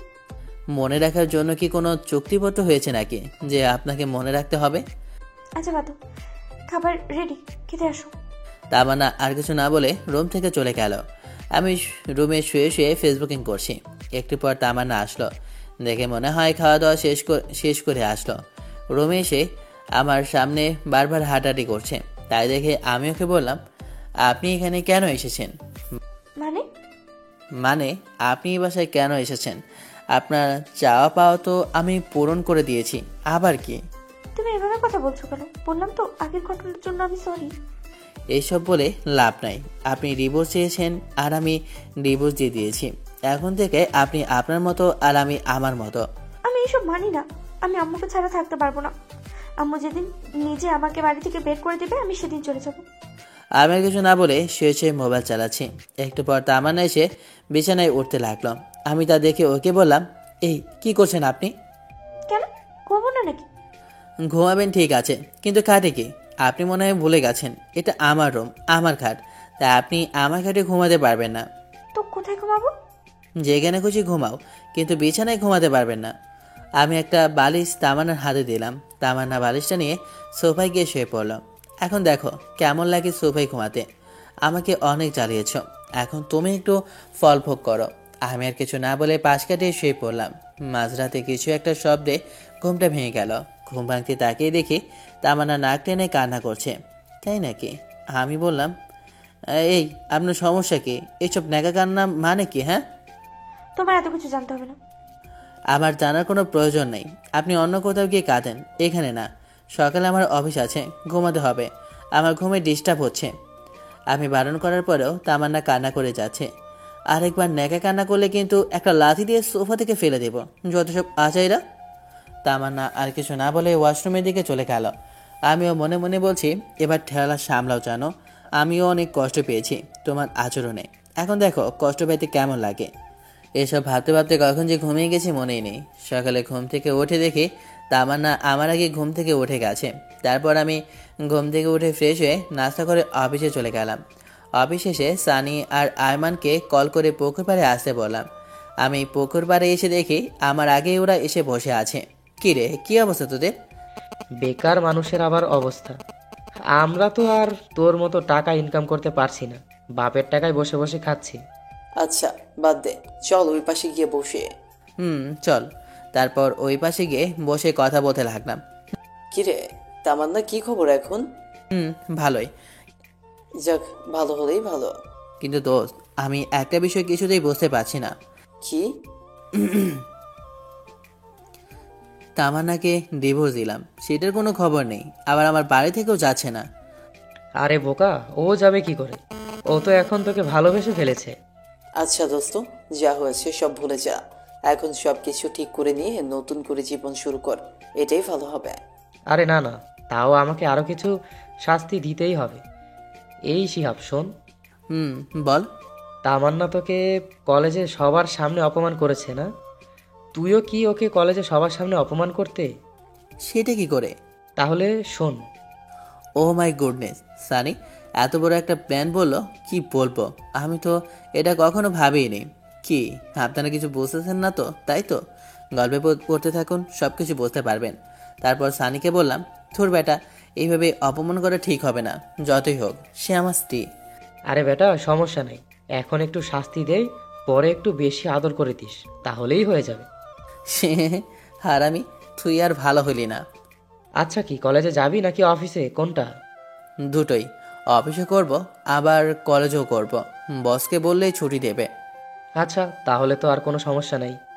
এরপর আরও কিছুক্ষণ সবাই মিলে বসে আড্ডা দিলাম। তারপর আমি বাসায় ফিরলাম। বাসায় ফিরে ফ্রেশ হয়ে নাস্তা করে সানির প্ল্যান অনুযায়ী মোবাইল সাইলেন্ট করে কানে ধরে কথা বলার অভিনয় করতে লাগলাম। পাশেই তামান্না ছিল। মানুষ প্রেম করে যেমন রোমান্টিক কথা বলে, আমি তেমনই রোমান্টিক কথা বলছি। এইসব দেখে রেগে ফুলতে লাগলো। আমি আরও জোরে জোরে হেসে হেসে কথা বলতে লাগলাম। অনেকক্ষণ বকবক করার পর ফোনটা রেখে দিলাম। আসলে কোনোদিন প্রেম করিনি তো, তাই বেশি কথা বলতে পারলাম না। আমি তামান্নাকে দেখিয়ে ফোনে একটা কিস দিলাম। তামান্না এসে আমার সামনে দাঁড়ালো। কিছু বলবেন? মেয়েটাকে তা দিয়ে আপনার কি কাজ? অনেক কাজ আছে, সে তোমার না জানলেও চলবে। আগে বলো মেয়েটাকে। আমার ভবিষ্যৎ বউ। আবার কে? বাসায় বউ রেখে অন্য মেয়ের সাথে কথা বলতে লজ্জা করে না? কি বাসায় বউ মানে? কে বউ? কার বউ? কিভাবে বউ? আমি তোমার বউ, আবার কে? আপনি ভুলে যাবেন না, আপনাকে আমি ডিভোর্স দিয়ে দিয়েছি। সো আপনি আমার কেউ নন। মানে কি বলছো এসব তুমি? আপনি যা শুনেছেন তাই বলেছি। আর হ্যাঁ, আমার কোনো পার্সোনাল ব্যাপারে আপনি নাক গলাতে আসবেন না। আমি আম্মুকে বলে আপনাকে আপনার বাসায় পাঠানোর ব্যবস্থা করছি। আমার হাত ধরে বলতে লাগলো। সে আমি যা করেছি তার জন্য সত্যি আমি অনেক লজ্জিত। প্লিজ আমাকে মাফ করে দাও, আমি সরি তো। আমি ওর হাত আমার হাত থেকে এক ঝাড়ি দিয়ে ছাড়িয়ে নিলাম। এরপর আমি সেখান থেকে রাগ দেখে ছাদে চলে গেলাম। তারপর ছাদেকে দরজা আটকে দিয়ে একা একা লুঙ্গি ডান্স করতে লাগলাম। ফকিন্নি, যখন আমি তোর পেছনে ঘুরতাম, পাগলের মতো ভালোবাসতাম, তখন তুই আমার 2 টাকার দামও দিতি না। এবার দেখ কেমন লাগে। একটু পর ছাদ থেকে নেমে এসে ডিনার করে রুমে গিয়ে শুয়ে পড়লাম। তামান্না যথারীতি একটা বালিশ নিয়ে সোফায় ঘুমিয়ে পড়ল। রাতে কেন জানি ঘুমটা ভেঙে গেল। ঘুমটা ভাঙতেই দেখলাম তামান্না ঘটি মেরে শুয়ে আছে। ওর মায়াবী সুন্দর চেহারা দেখে আবারও ক্রাশ খেলাম। আসলেই ঘুমন্ত মানুষকে সত্যি অনেক সুন্দর এবং অনেক মায়াবী দেখতে লাগে। তামান্না থেকে একটু ভালো করে তাকিয়ে দেখলাম মেয়েটা ঠান্ডায় কাঁপছে। তারপর আমি বিছানা থেকে উঠে গিয়ে কোমরটা ওর গায়ে দিলাম। মোবাইলে সময় দেখলাম একটু পর ফজরে আজান দেবে, তাই আর ঘুমালাম না। বিছানা থেকে উঠে এসে আজান দেওয়ার সাথে সাথে মসজিদে গিয়ে নামাজ আদায় করে আসলাম। নামাজ পড়া শেষে একটু হাঁটাহাঁটি করলাম। বাসায় এসে দেখি তামান্না মুখ চিপে চিপে হাসে। মনে হয় কম্বলটা দেওয়ার কারণে এত খুশি। বালিকা, এত খুশি হওয়ার কিছুই নেই। একটু অপেক্ষা করো আর দেখতে থাকো শিহাব কি জিনিস। তুমি আমাকে যে কষ্ট দিয়েছো তার শোধে আসলে প্রতিশোধ করে নেব। সকালে নাস্তা করে রুমে এসে মোবাইল টিপতেছি, এমন সময় আম্মু এসে বলল, কি রে, আজকে অফিসে যাবি না? না আম্মু, আজকে ছুটি নিয়েছি। কেন রে, শরীর খারাপ নাকি? না আম্মু, অনেকদিন হলো কলেজে যাইনি, তাই ভাবছি আজকে কলেজে যাব। আর কলেজে একটু কাজও আছে। তামান্না আমার পাশে ছিল, ও আমার কলেজে যাওয়ার কথা শুনে আম্মুকে বলল, আমি বলছিলাম কি, আমিও তো অনেকদিন হলো কলেজে যাই না, আর পড়াশোনাটাও ঠিকভাবে হচ্ছে না। যদি আজকে শিবাবের সাথে কলেজে যাই তাহলে কি কোনো সমস্যা হবে? আরে আমার আবার কি সমস্যা হবে? তোরা দুজন কলেজে যাবি, যা। ধন্যবাদ আম্মু। এই শিহাব, হ্যাঁ আম্মু বলো। বলছি তুই তামান্নাকে সাথে নিয়ে কলেজে যা। আমি পারবো না। পারবি না কেন? যে যার মতো কলেজে যাবে, আমি কাউকে নিয়ে যেতে পারবো না। এইটা কেমন কথা? মেয়েটা একা একা কি করে কলেজে যাবে? যার যেভাবে খুশি যাক, আমি কাউকে নিয়ে যেতে পারবো না। আমি আম্মুকে আর কিছু বলতে না দিয়ে সোজা রুমে চলে আসলাম। রুমে এসে রেডি হয়ে তামান্নার আগে কলেজে চলে গেলাম। আমি, সানি, আয়মান আর ইটু একসাথে বসে আছি। তামান্নাকে আছে দেখে সানি বলল, আচ্ছা এ মামা, ও আসছে, শুরু করে দে। কে আসে? আরে শালা, তোর বউ আসছে, প্ল্যান অনুযায়ী কাজ শুরু করে দে। এরপর আমি আর ইতু বসে বসে দুজন দুজনের সাথে হাত ধরে হেসেছে কথা বলছি। ইতু প্ল্যান অনুযায়ী আমার হাত ধরে বসে আছে। তামান্না তো আমাদেরকে দেখে রাগে ফুলতে লাগলো। তামান্না আমাদের কিছু না বলে সোজা উপরে চলে গেল। আমরা তো সবাই হাসতে শেষ। আমরা কেউ আজ ক্লাস করিনি, সবাই বসে বসে আড্ডা দিয়েছি। তামান্না ওপর থেকে বারবার আমাদের দিকে তাকাচ্ছিল। আমি অভিনয়টা বেশ ভালো করে চালিয়ে যাচ্ছি। যে কেউ দেখলে বলবে আমরা দুজন দুজনকে অনেক ভালোবাসি, কিন্তু এটা ছিল আমাদের প্ল্যান। এভাবে 2 ঘন্টা পার হয়ে গেল। 2 ঘন্টা পর তামান্না ও তার বান্ধবীরা একসাথে আমাদের দিকে আসে। সানি আর আয়মান ওদের দেখে গান গাইতে লাগলো। আমার এই বাজে স্বভাব কোনোদিন যাবে না। একটা সিনিয়র মেয়ে এসে সানিকে বলল, যখন একটা কানের নিচে পড়বে এমনিতে বাজে স্বভাব চলে যাবে। আমি তখনও ইতুর হাত ধরে বসে আছি। আর আমার এমন আচরণ দেখে তামান্না বলল, ছি শিহাব, তোমার লজ্জা করে না? কেন আমার লজ্জা করবে কেন? আমি কি ল্যাংটা হয়ে আছি নাকি? ন্যাংটা হয়ে না থাকলেও তার থেকে অনেক খারাপ কিছু করেছো। বাসায় বউ রেখে এখানে অন্য একটা মেয়ের সাথে। ছি। ওয়েট, বউ মানে কার কথা বলছেন? কার কথা আবার বলবো? আমার কথা বলছি। হোয়াট? কি আপনি? আপনাকে তো আমি চিনিই না। কি বলে? তুমি আমাকে চেনো না?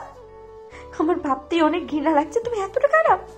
আপনার লজ্জা করে না একটা জুনিয়র ছেলের পেছনে পেছনে ঘুরতে? আপনাকে তো আমি পাত্তাও দেই না, তাহলে কেন বারবার আমার পেছনে আসেন? এতক্ষণে পুরো ক্যাম্পাসের ছেলে মেয়ে সবাই আমাদের দিকে তাকিয়ে আছে। তামান্না তো লজ্জায় মাথা নিচু করে আছে। দেখলাম ওর চোখের কোণায় প্রাণী। কান্না করতে করতে কলেজ থেকে বাইরে চলে গেল। আমার নিজেরও একটু খারাপ লাগছে। ব্যাপারটা আসলে একটু বাড়াবাড়ি হয়ে গেছে। পরে আমি, সানি আর আয়মান কলেজ থেকে বেরিয়ে গেলাম আর ইতুকে একটা ধন্যবাদ দিয়ে আসলাম। এরপর আমরা বাইরে কিছুক্ষণ আড্ডা দিলাম। অবশেষে আমরা বাসায় চলে গেলাম। বাসায় গিয়ে দেখি তামান্না ওর সব কিছু গুছিয়ে নিয়ে বাড়ি থেকে চলে যেতে চাচ্ছে। এদিকে আম্মুকে অনেক বোঝাচ্ছিল, কিন্তু কোনো কিছুতেই বসতে চাচ্ছে না। তামান্না সব কিছু ভুলে ব্যাগ নিয়ে বাপের বাড়ি চলে গেল। এদিকে আম্মু ঠাস ঠাস করে আমাকে চড় মারতে লাগলো। আমাকে চড় মারতে মারতে আম্মু বলল, কুলাঙ্গার একটা ছেলে, তোর কারণে আজকে আমার মেয়েটার বাড়ি থেকে চলে গেল। আমার মেয়েটার যদি কিছু হয় তাহলে তোর অবস্থা আমি খারাপ করব। আম্মুর কথা শুনে আমার মাথায় বাজ পড়ল। নিজের ছেলের কোনো খোঁজ নেই, ছেলের বউ নিয়ে পড়ে আছে। আমার সাথে রাগারাগি করে আম্মুর সাথে রাগারাগি করে আমি ছাদে চলে গেলাম। ছাদে গিয়ে বসে আছি। আমার অনেক খারাপ লাগছে, কারণ আজকে একটু বেশি বাড়াবাড়ি হয়ে গেছে। কিন্তু কি করব, ও আমার সাথে যা যা করেছে তার ফল ওকে পেতেই হবে। কিন্তু মনে হচ্ছে ওর সাথে একটু বেশি করে ফেলেছি। কি করব কিছুই বুঝতে পারছি না। সানিকে একটা কল দিলাম। কি রে, কই তুই? এই দুপুরবেলা বাসা ছাড়া কই থাকবো? কোনো সমস্যা হয়েছে নাকি? হ্যাঁ, সমস্যা তো একটা হয়েছে। আবার কি সমস্যা হলো? ফোনে বলা যাবে না, তুই তাড়াতাড়ি পুকুর পাড়ে চলে আয়। আমি আয়মানকেও বলে দিচ্ছি।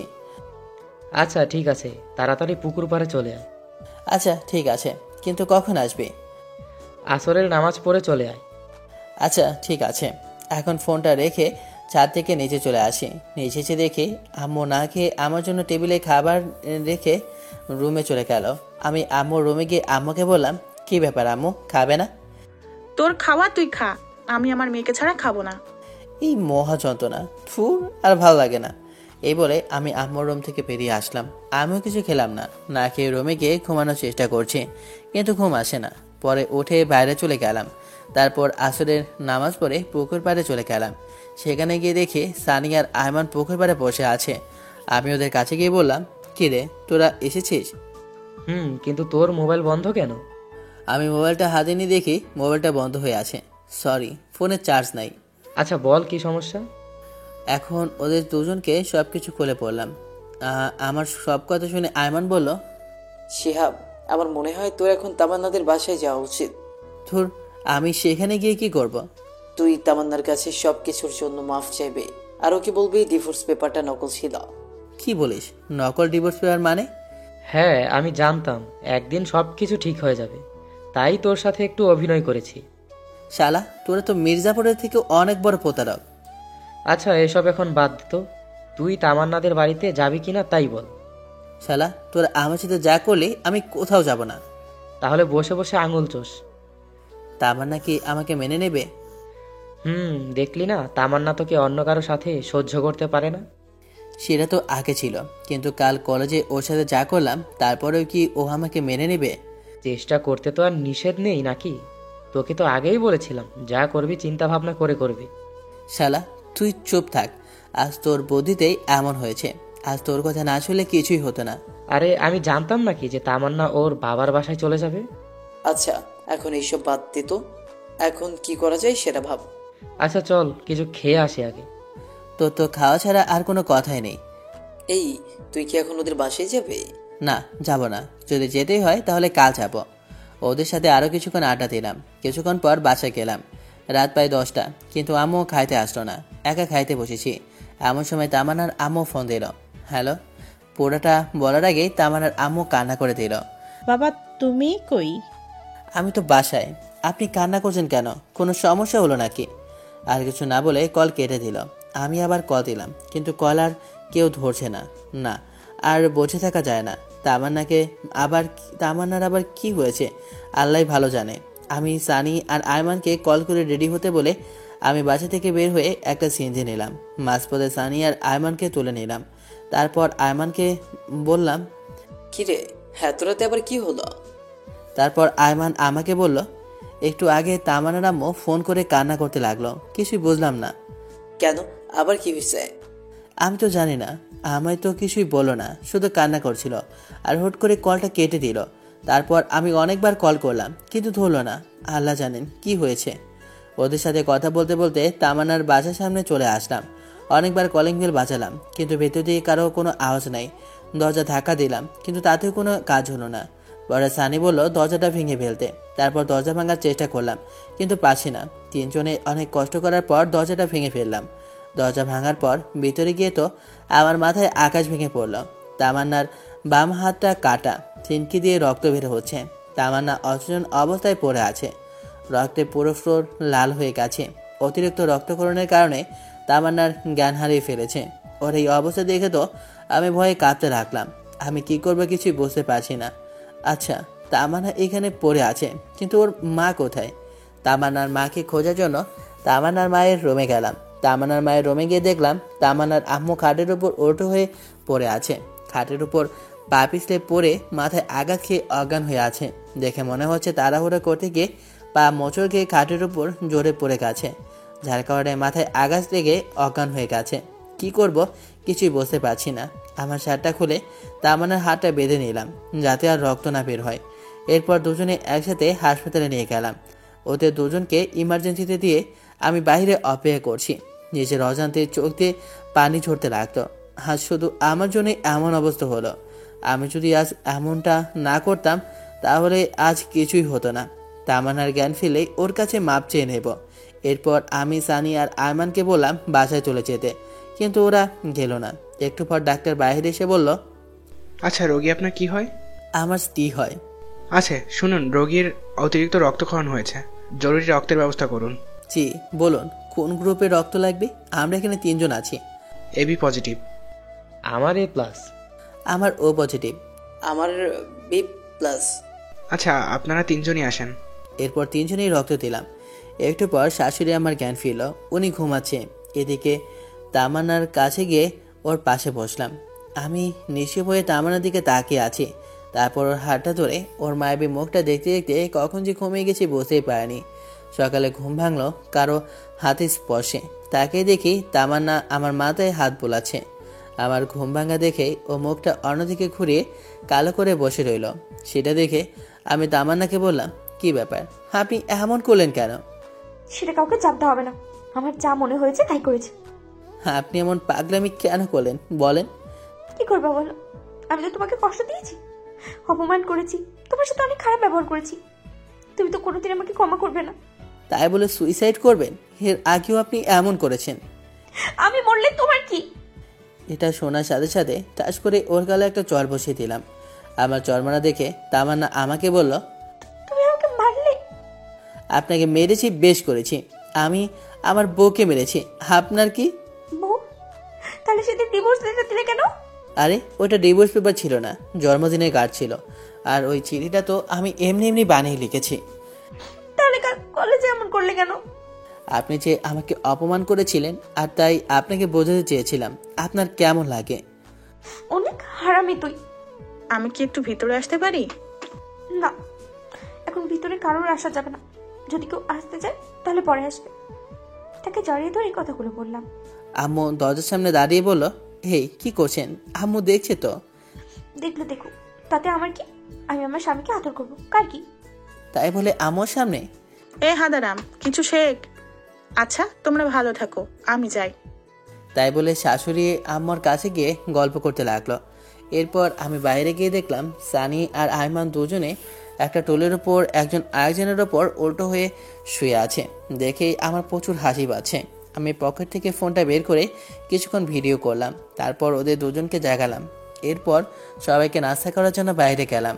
সকালে নাস্তা করা শেষে তামান্নার জন্য নাস্তা প্যাকেট করে নিয়ে আসলাম।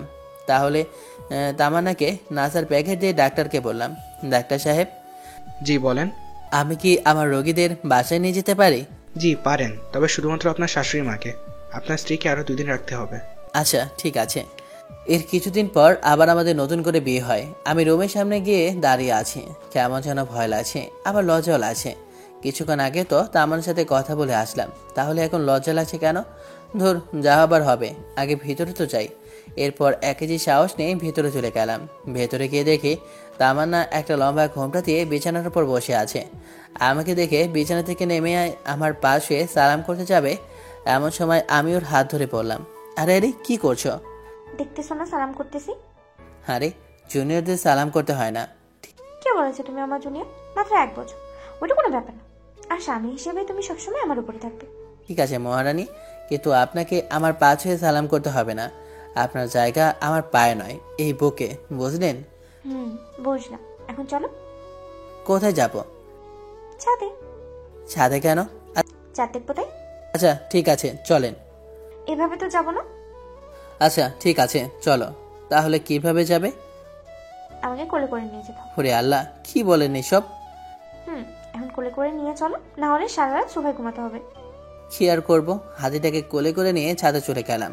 ছাদে গিয়ে ওকে নামিয়ে দিয়ে আমি হাঁপাতে লাগলাম। ওহে আল্লাহ, একটা মেয়ে মানুষ এত ওজন হয় কি করে? এতটুকুতে এই অবস্থা, এখন থেকে রোজ কোলে করে নিয়ে আসতে হবে। মানে? সব কথার মানে বলতে হয় না, কিছু কথার মানে বুঝে নিতে হয়। আচ্ছা চল কিছুক্ষণ হাঁটাহাঁটি করি। ওকে। তারপর দুজন কিছুক্ষণ হাঁটাহাঁটি করার পর ছাদের একটা কোনায় গিয়ে দুজনে বসলাম। তামান্নাও আমার পাশেই বসলো। আমি উপরের দিকে তাকিয়ে বসে আছি আর ভাবছি, এই এত কি ভাবছো? আল্লাহ আমাকে কি পরীক্ষায় ফেলেছে, সেটা কি উত্তর দেবো সেটাই ভাবছি। কি পরীক্ষা? আল্লাহ আমাকে 2টা চা দিয়েছে, একটা ওই ওপরে আর একটা আমার পাশে। এখন আমাকে বলতেছে কোনটা আমার কাছে বেশি গুরুত্বপূর্ণ। তো কোনটা তোমার কাছে গুরুত্বপূর্ণ? উপরেরটা তো শুধু রাতে আমার সাথে থাকবে, কিন্তু সকাল হলে হারিয়ে যাবে। কিন্তু পাশেরটা সব সময় থাকবে। কিন্তু কথা হচ্ছে, যদি কখনো পাশে থাকা চারটা চলে যায়, তাই ভাবছি কোনটা আমার জন্য গুরুত্বপূর্ণ। এটা শুনে তামান্না আমার হাত ধরে আমার কাঁধে মাথা রেখে বলল, এই তোমার হাত ধরে ধরে কসম করছি পুরো পৃথিবী ছেড়ে দেব, কিন্তু তোমার হাত কখনো ছাড়বো না। তাই নাকি? তাই। এই শোনো না। বলেন। আমার না টুইন বেবি অনেক পছন্দ। তো আমাকে কি করতে হবে? তোমাকে কিচ্ছু করতে হবে না, যা করার আমি নিজেই করবো। কি করবে? সময় হলে দেখতে পারবে। এখন রুমে চলো। ওকে চলেন। ওইভাবে যাও কেন? তাহলে কিভাবে যাব? যেভাবে কোলে করে নিয়ে এসেছি সেভাবে কোলে করে নিয়ে যাও। কি আর করার, আবারও কোলে করে নিয়ে গেলাম। খাটে রেখে আমি ওয়াশরুমের দিকে যাচ্ছি, এমন সময় আমার কলার টান দিয়ে বলল, এই কই যাস? এই তো একটু আসছি। তোকে যে টুইন বেবির কথা বললাম ভুলে গেছিস? এটা বলে আমাকে একটা টান দিয়ে কাটে ফেলে দিল। এরপরে দুজন হারিয়ে গেলাম ভালোবাসার এক অজানা ভুবনে। আপনারা এখনো বসে আছেন? আরে ভাই, অনেক কিছু তো দেখলেন, এখন আমাদেরকে আমাদের মতো একটু কাজ করতে দিন। আর আপনারা আপনাদের জীবনসঙ্গীর সাথে একটু খুনসুটি করুন। সবাই ভালো থাকবেন। আল্লাহ হাফেজ, টাটা, বাই বাই।